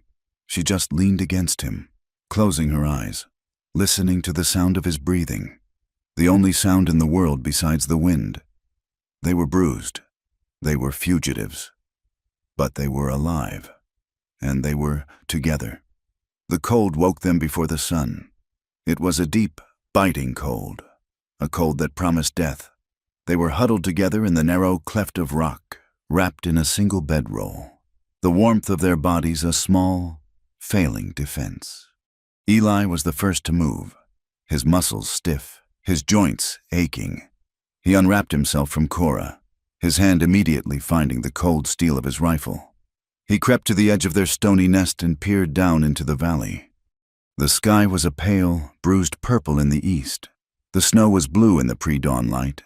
And from the center of the valley, from the place he called home, a thick, Ugly column of black smoke rose into the still air. It was not chimney smoke. It was the smoke of ruin. "No," he whispered. The word was a puff of white vapor, stolen by the wind. Cora was beside him, her face ashen, her eyes wide with a terror that went beyond the cold. "What is it, Eli?" He did not answer. He just started down the slick, snow-covered incline, half sliding, half climbing, his rifle in his hand. "Eli, wait!" she cried, scrambling after him, her borrowed boots slipping on the icy rocks. By the time they reached the valley floor, the sun was just beginning to touch the highest peaks, bathing the smoke in a sickly, pink light. The cabin was still standing, a dark shape against the snow, but the barn was gone. It was a smoking black skeleton of charred timbers, collapsing in on itself. The smell of burned hay and something else, something sickeningly sweet and foul, hung in the freezing air. Eli walked toward it, his steps slow, his face a mask of stone. The roof was gone.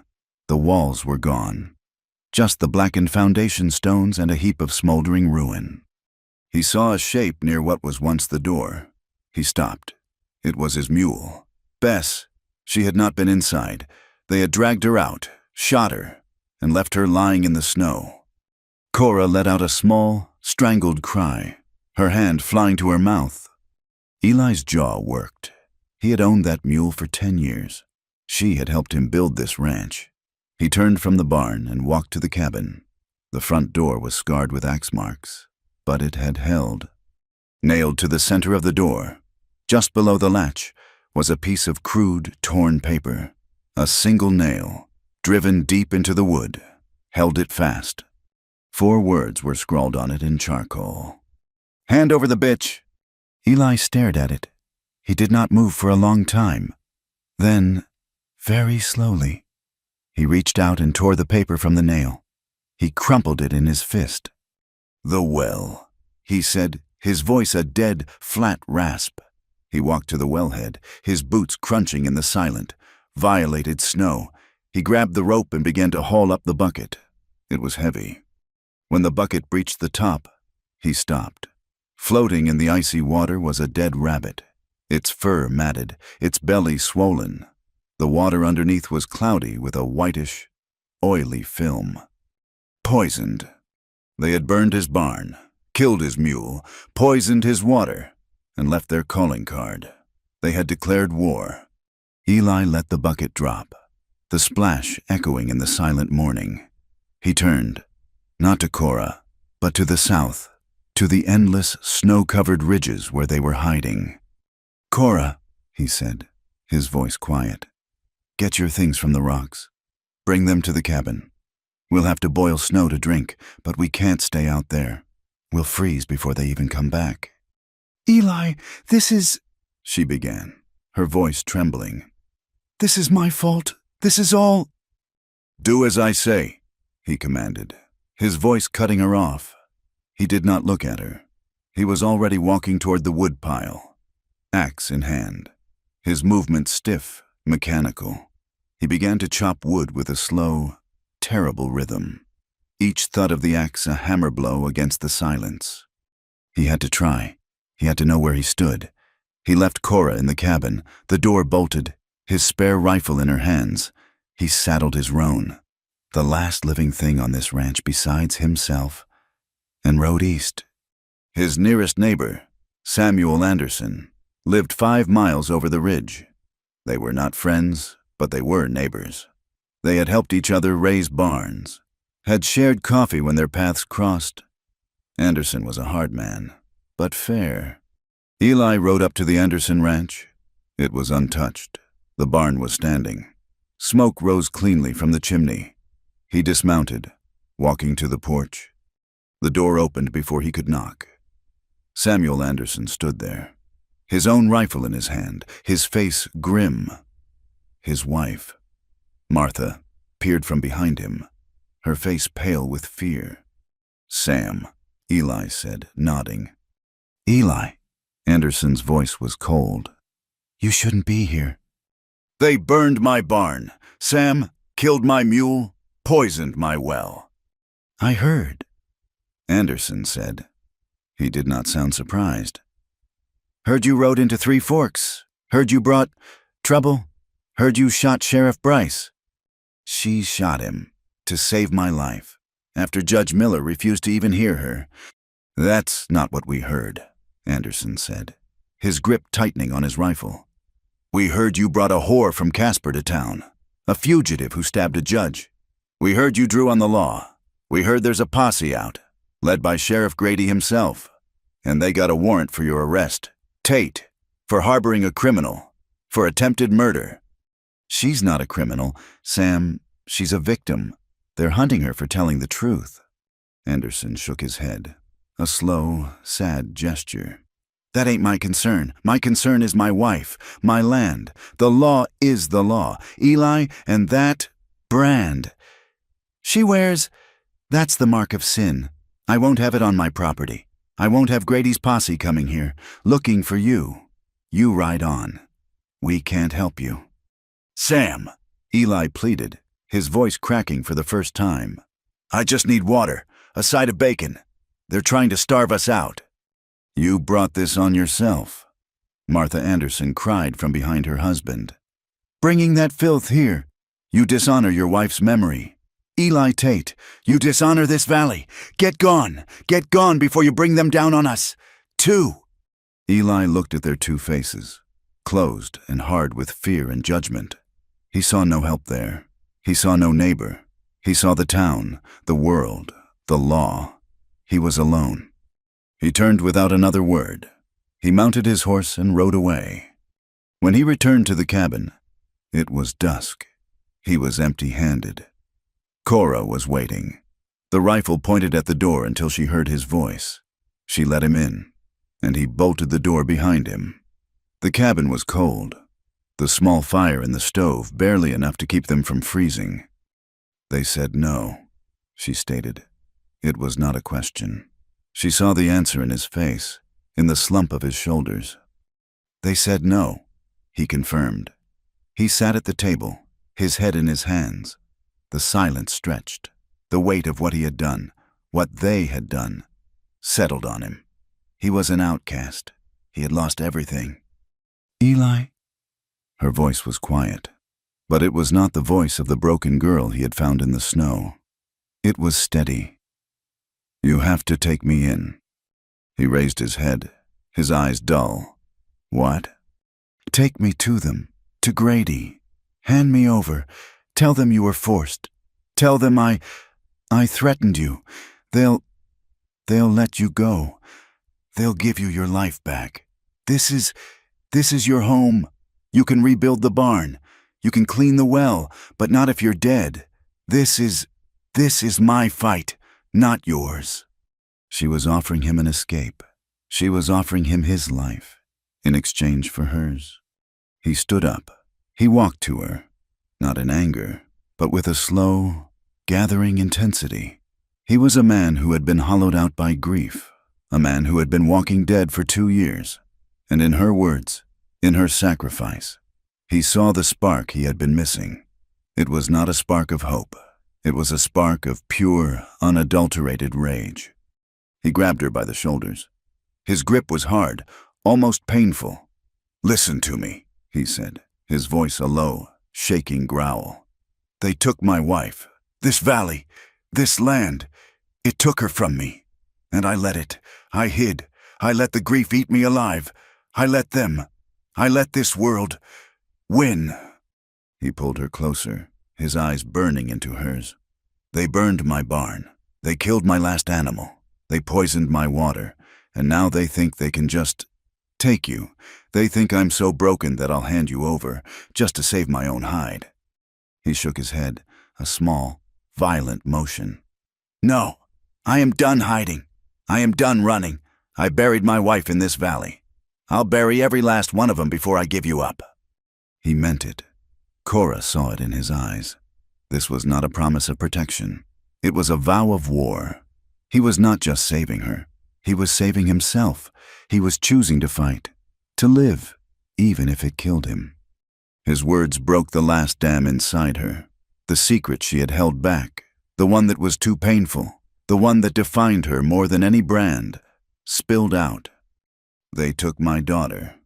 The words were so quiet, he barely heard them. "What?" She was weeping now.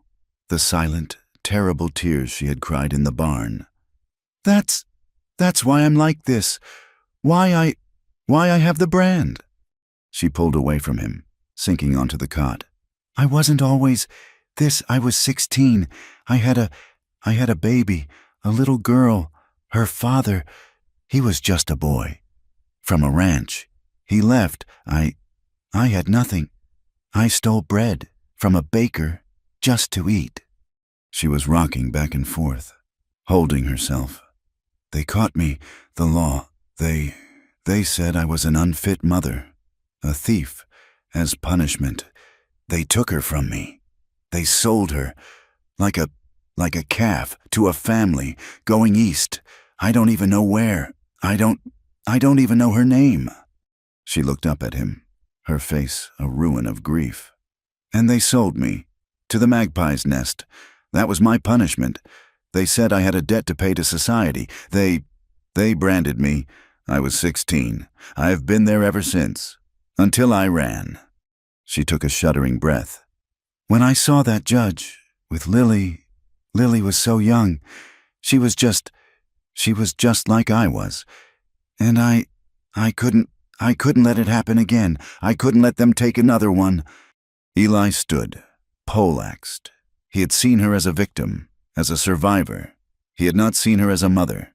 He had not understood the depth of her rage, the righteousness of it. She was not just fighting for her life. She was fighting for a stolen child, for a lost innocence, for every girl that man had ever ruined. He crossed the room. He did not speak. There were no words for this. He sat on the cot beside her. He pulled her head onto his shoulder and just held her. He held her as she wept for the daughter she would never know, and he held her for the wife he had already lost. They were two broken halves of a whole, clinging to each other in a cold, dark cabin, with an army outside waiting to kill them. That night, they did not stay on opposite sides of the room. They lay in his narrow cot, under every blanket they owned.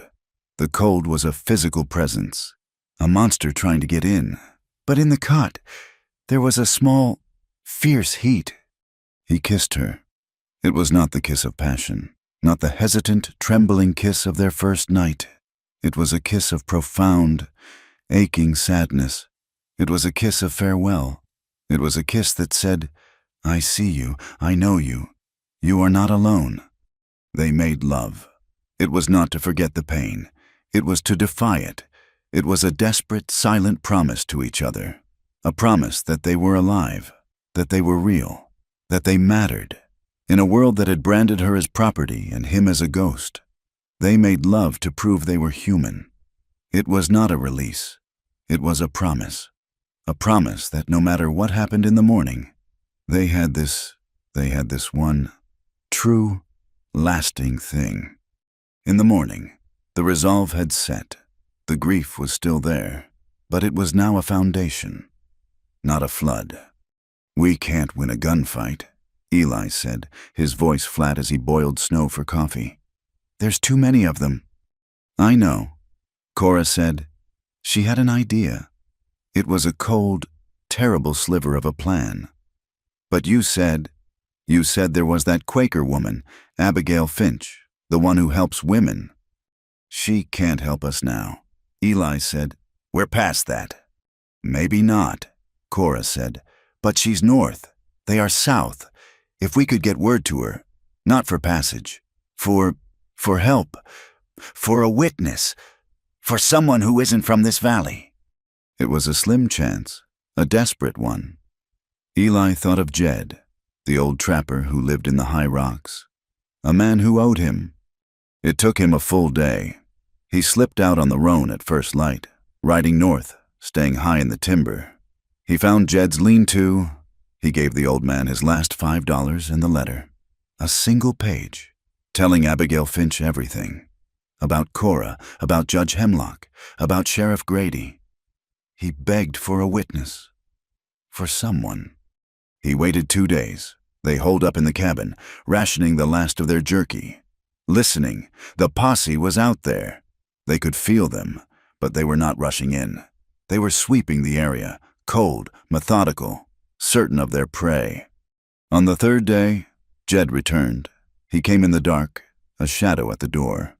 He brought a side of bacon, a bag of coffee, and a small, folded note from Abigail Finch. Eli opened it by the firelight. "Mr. Tate, your story has reached me. The evil you speak of is known to me. I cannot send a witness. They would hang him with you. I can offer one thing: safe passage for the woman. I have a wagon moving east in 2 days. From the Sweetwater, I can get her on it. But only her. The man is marked. The law is looking for him. He must stay behind, or he will risk all the others. Tell her to come. Tell her to live." Eli read it, and a cold, bitter sickness filled him. It was the same choice as before. Her life, for his. He handed it to Cora. She read it. Her face did not change. She folded the note, very carefully, and held it to the flame of the stove. They watched it curl, blacken, and turn to ash. "I am not going," she said. "Cora," Eli began, his voice desperate. "You have to. This is your chance. Your only chance. You can get away. You can find you can start new." "And leave you here?" she said, her voice soft. "Leave you to be hanged for me? I won't. I told you. I am done running." "Then we'll die," he said, the words flat. "They'll come, and they'll kill us." "Maybe," she said, "but not like this. Not hiding. We tried the truth. The law won't listen. You know why?" Because of the brand," he said, his voice laced with bitterness. "No, because we have no proof. It's my word, a whore's word, against a judge. But what if we had proof? What if we had his word?" Eli looked at her, confused. "What are you talking about?" Cora looked around the cabin, her eyes falling on the old, dust-covered trunk in the corner, the trunk that held Sarah's dresses. "That traitor," she said, her voice electric. "The one you told me about. The one who left that machine. The one that talks." Eli followed her gaze. The phonograph. He had not opened that trunk in 2 years. "It's a toy. Cora, a parlor trick." "It records a man's voice, doesn't it?" she said, moving to the trunk, her hands fumbling with the latch. "That's what you said. It can record. And it can play back." She threw the lid open. There it was. Under a layer of faded linen, a brass horn, a small machine, and a box of 5 blank wax cylinders. A plan, cold and terrible and brilliant, formed in her eyes. "We can't bring the law to him," she said, looking up at Eli. "So we'll bring him to us. Sheriff Grady, the one who started it all?" "He's out there with 20 men," Eli said. "But he's a man," Cora said, her voice hardening. "He's an arrogant, cruel man. He thinks I'm a terrified girl. He thinks I'm property. We'll send him a message. Not from you. From me. I'm broken. I'm starving. I'll surrender. But not to the posse. Not to the men from 3 Forks. Only to him. I'll trade. I'll trade myself. For my life. I'll tell him I'm alone. That you're gone. That you abandoned me. He'll come. He won't be able to resist." "He'll kill you," Eli said, his voice raw. "Not if he thinks he can have me," she said, the words tasting like ash. "He'll come. He'll come in here, and he'll gloat. He's a gloater. He'll want to tell me how he won, and she touched the cold wax cylinder. "We'll be listening." It was insane. It was a trap made of wire and wax, but it was all they had. They set it. Eli found Jed again, sent the message. They waited 1 more day. Then they saw the lone rider, coming from the south. He came at dusk, as the light was failing. Just one man, riding bold and steady, right up to the cabin. Sheriff Grady. "Get in the cellar," Cora whispered, her face pale but her eyes like burning coals. "Don't come out, no matter what you hear. Not until I've got it, not until he's said it." "Cora!" Eli grabbed her arm. "If he touches you—" "He won't touch me," she said, her hand on the small .32 revolver, hidden in her dress. "He'll be too busy talking. Now go." Eli slipped beneath the floorboards, into the cramped, dark root cellar. He left one board loose, just a crack. So he could see. He aimed his rifle at the door. Cora set the machine in the shadows. On the table, she engaged the needle, the cylinder spinning with a faint whir. She unbolted the door, and she waited.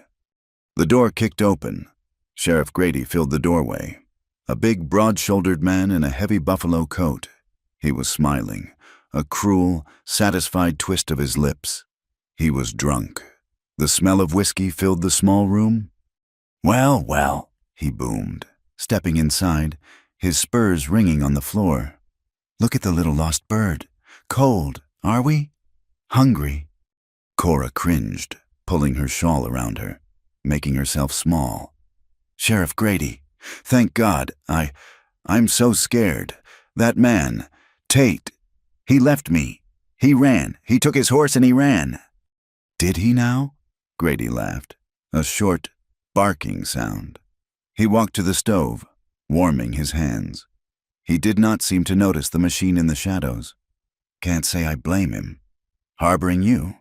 A man be a fool. So, you're ready to come back. Are you? Ready to be a good girl again?" Cora nodded, her eyes downcast. "Please," she whispered. "Please don't let them hang me. I'll do anything. Just take me back to Casper. Not to the jail. I'll make it right. I'll work for you. For free."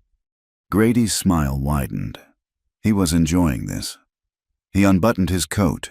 "Oh, you'll work, girl. Don't you worry about that. You thought you could get away? After what you did? Stabbing a respected judge?" He advanced on her, and Cora backed away until her back hit the cabin wall. He hurt Lily," she whimpered. "He paid for Lily," Grady roared. "He paid good money, and you cost me a fortune. You embarrassed me." "You sold them," Cora whispered, the tears streaming down her face. "You sold Lily. You sold us." He laughed. He was close now, his whiskey breath hot on her face. "Sold 'em? Course I sold 'em. It's a fine business. Selling whores. I've sold girls to officials across 3 counties. They pay good money to keep their vices quiet. And you were the best of the lot, till you got all righteous." He had said it all. Beneath the floor, Eli's hand was shaking. His finger was tight on the trigger. He watched Grady reach out, his hand grasping Cora's hair, yanking her head back. "But you ain't going back to Casper," Grady sneered, his face inches from hers. "You're done. I'm taking you to 3 Forks, and we're going to have a trial. And then we're going to have a hanging." "No!" Cora cried. "Yes," he said. "But first." His eyes roamed her body. "Maybe a little reward for all the trouble you've caused me." He lunged, grabbing her. The sheriff's hand, thick and rough, tangled in her hair, yanking her head back. His whiskey-soured breath washed over her face. "But first," he sneered, his eyes drunk and cruel, roaming her body. "Maybe a little reward for all the trouble you've caused me." He lunged, his other arm wrapping around her waist, pulling her from the wall, intending to drag her to the cot. Cora twisted, slamming her free hand back against the wall, but her fingers hit the phonograph. She heard a sharp scraping sound as the needle jumped, gouging the wax. "No!" she screamed, a sound of pure, undiluted rage. Before he could react, the floor exploded. It was not a man climbing stairs. It was an eruption. The heavy wooden trapdoor of the cellar flew open, striking the table, sending the phonograph crashing to the floor. Eli Tate rose from the darkness, a primal force, covered in dirt and cobwebs, his face a mask of black fury. The Winchester rifle was already at his shoulder, the barrel not 3 feet from Sheriff Grady's chest. "Get your hands off her!" The voice was not a human voice. It was a low, guttural growl, a sound from the earth, the sound of a bear protecting its den. Sheriff Grady froze. His body, coiled for an assault, went rigid. His hand was still locked in Cora's hair. His other arm was still around her waist. He could not process what was happening. His mind, slow with whiskey and arrogance, tried to catch up.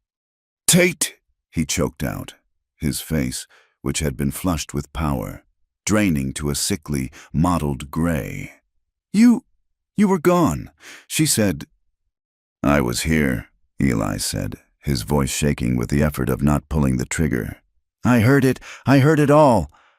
"Heard what?" Grady blustered, his eyes darting wildly from Eli's face to the rifle, to the open cellar.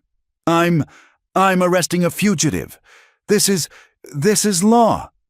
"The part about the fine business." Cora spat, her voice trembling but full of venom. She ripped her head from his grip, tearing her own hair, but freeing herself. "The part about selling girls? About officials in 3 counties? We heard it all." Grady's wild eyes finally landed on the floor, on the overturned phonograph, the brass horn askew, the wax cylinder lying beside it, miraculously unbroken. He understood. The trap, the recording, the ruin. He was a cornered animal. The arrogance, the whiskey, the power. It all vanished, replaced by a raw, desperate, animal cunning. He knew he was a dead man. The recording meant a federal noose. He made his move. It was the only one he had. "To hell with you both!" he screamed. He shoved Cora. He didn't just push her, he threw her bodily, using her as a shield, slamming her into Eli. The move was meant to unbalance Eli, to tangle him, to spoil his shot. And in that same fluid motion, Sheriff Grady's hand clawed for the heavy pistol at his hip. He was a lawman, and he was fast.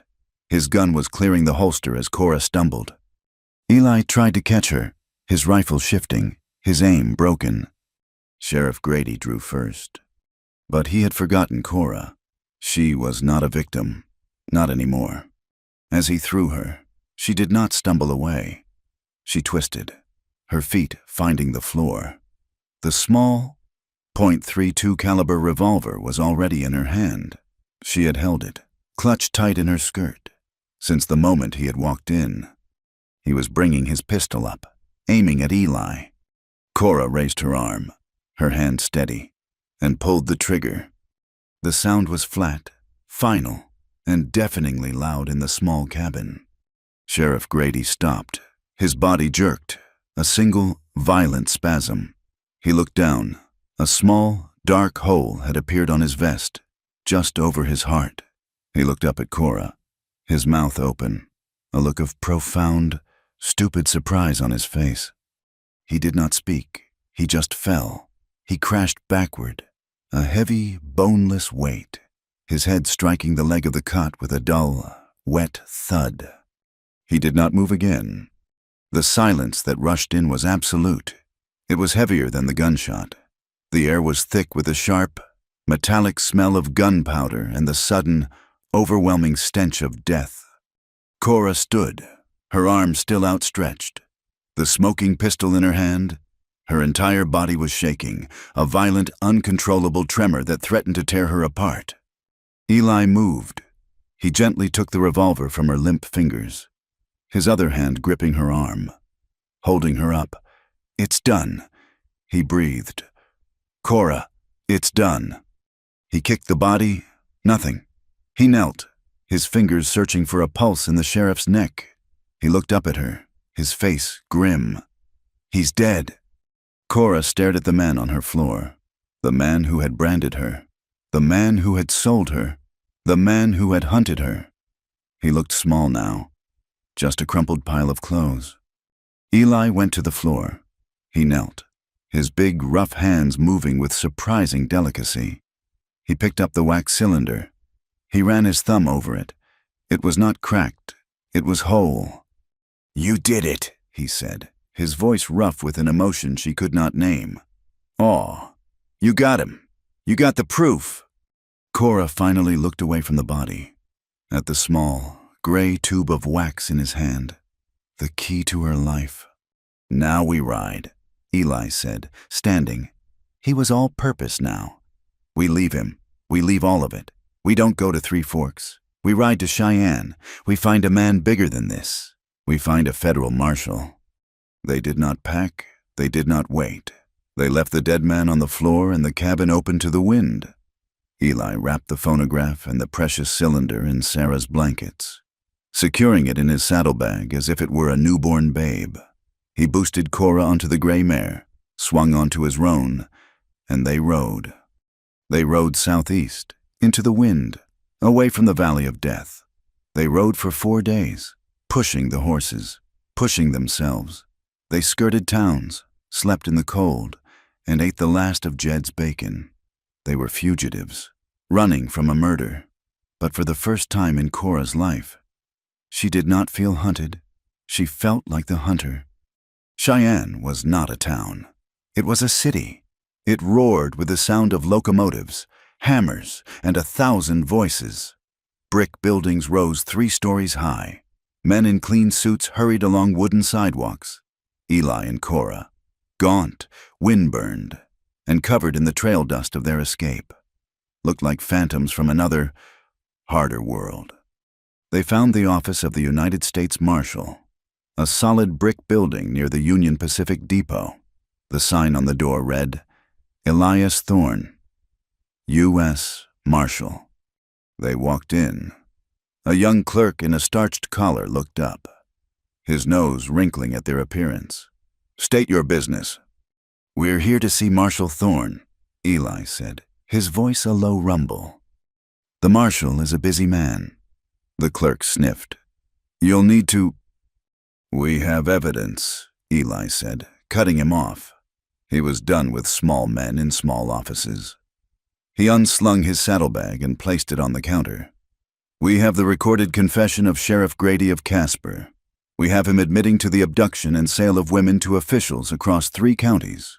And we have his body, which we left in my cabin, dead of a gunshot wound." The clerk's mouth fell open. He went, very quickly, into the back office. Marshal Elias Thorne was a surprise. He was not a big, swaggering man. He was older, in his late 50s, with a neatly trimmed gray beard and the quiet, tired eyes of a man who had seen too much. He did not look at Cora with pity or disgust. He just looked at her. "Sit," he said, gesturing to 2 chairs. He listened. He did not interrupt.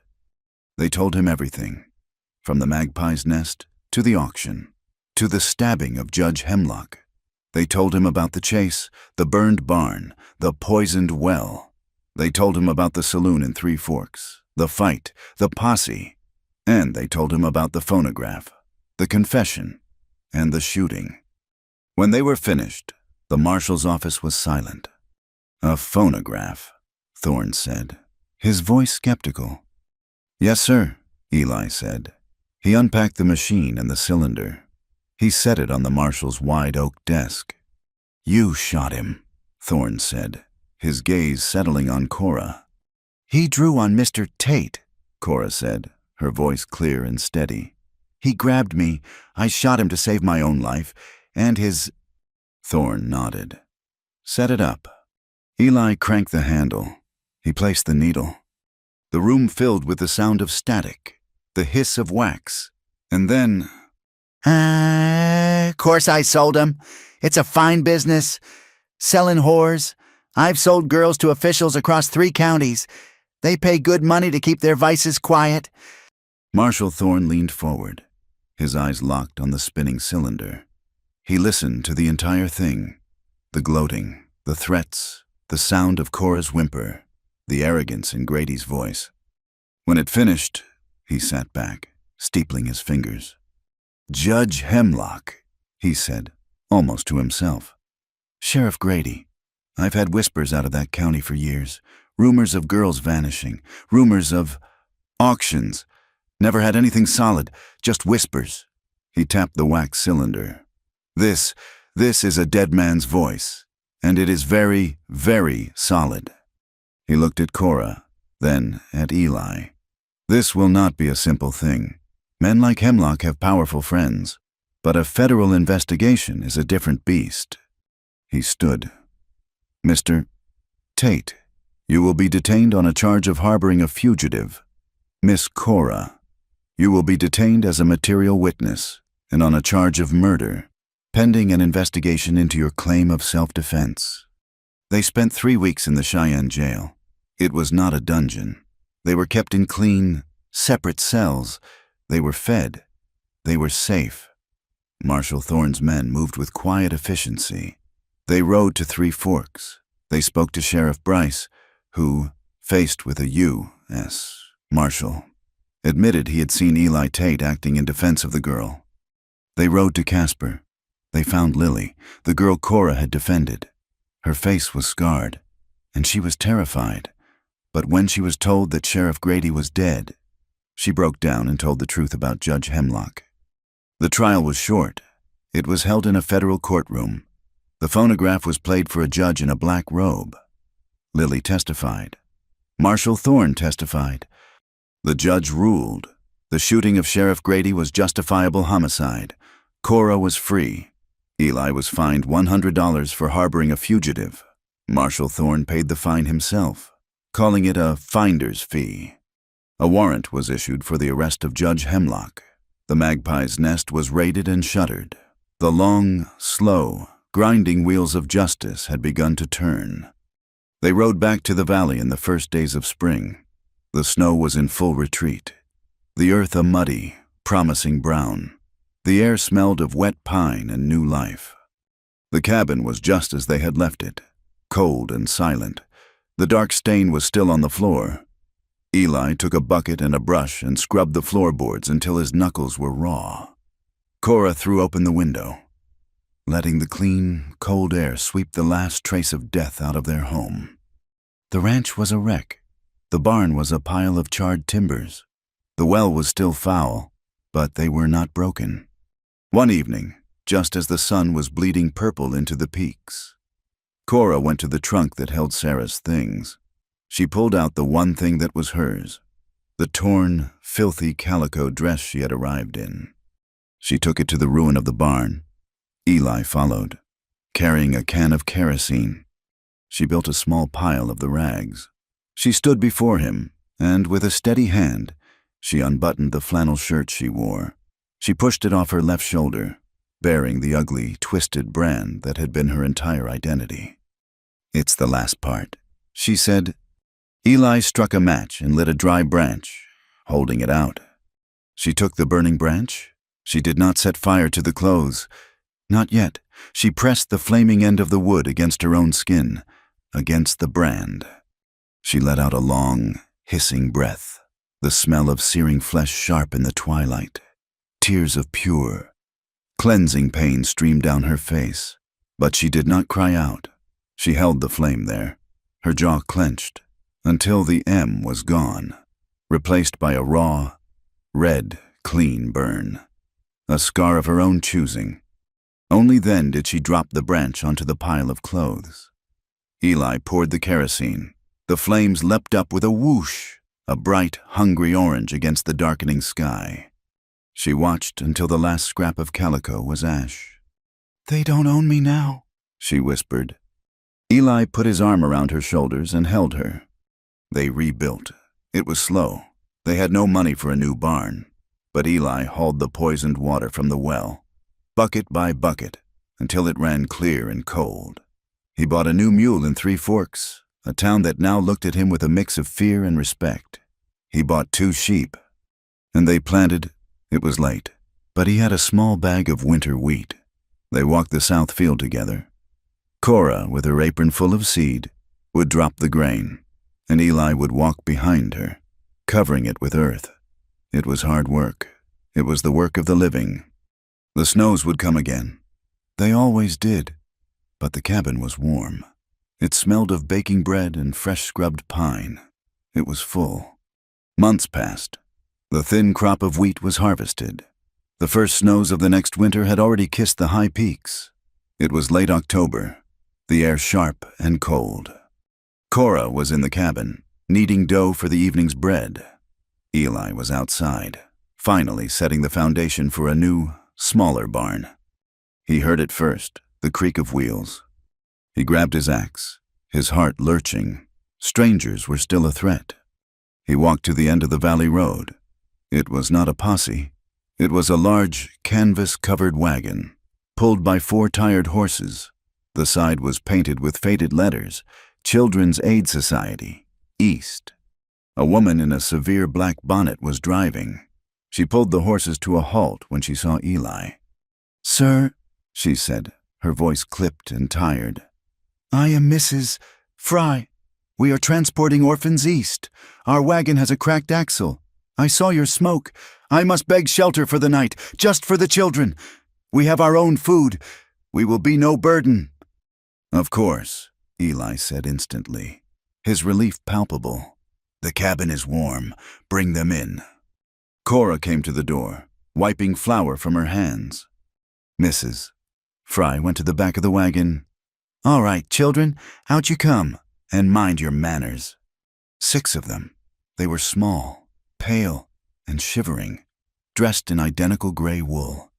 They filed out of the wagon, their eyes huge, staring at Eli and the cabin as if it were a palace.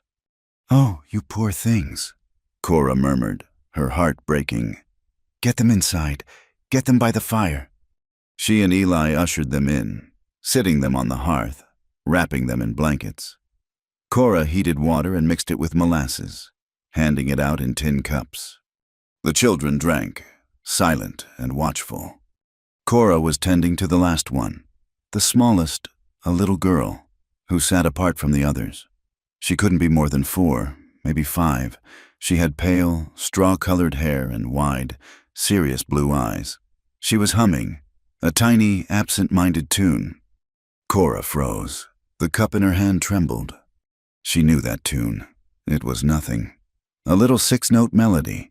Her mother used to hum it. She had hummed it. She had hummed it to her daughter, the babe in her arms, all those years ago. It was the only thing she had to give her. What is that?" Cora whispered. The little girl looked up, her humming stopping. "What, ma'am?" "The song," Cora said, her voice cracking. "The tune you were humming. Where did you learn it?" The girl shrugged, her small shoulders lifting. "I don't know. I just always knew it. It's just mine." Mrs. Fry, watching from the door, sighed. "That one is Anna. We got her from an orphanage in Laramie. No name, no family. They said she was a foundling, taken from a mother deemed unfit. Years ago, been passed from pillar to post ever since." Cora's world stopped. The cabin, the fire, the other children, it all fell away. She saw a tiny face, wrapped in a gray blanket. She saw her own hands, 16 years old, being pulled away, sold as punishment. Her legs gave out. She sank to her knees on the hearth, the tin cup clattering to the floor. The little girl, Anna, flinched, her eyes wide with fear at the sudden movement. Cora was trembling, a violent, bone-deep shake. She couldn't breathe. She just stared at the child, the pale hair, the blue eyes, the song. She whispered, the word a raw, broken thing. "I found you." The little girl just stared, frightened by the woman who was weeping on the floor. Eli, who had been standing by the door, who had heard the song and seen his wife's face, understood. He walked over, his heavy boots silent on the floor. He stood behind Cora, his large, warm hands coming to rest on her shoulders. He did not speak. He just stood there, a solid, immovable anchor. Cora reached out a shaking hand, not to touch, but just toward the girl. I'm Cora," she choked out, the tears streaming down her face. "And I know that song too."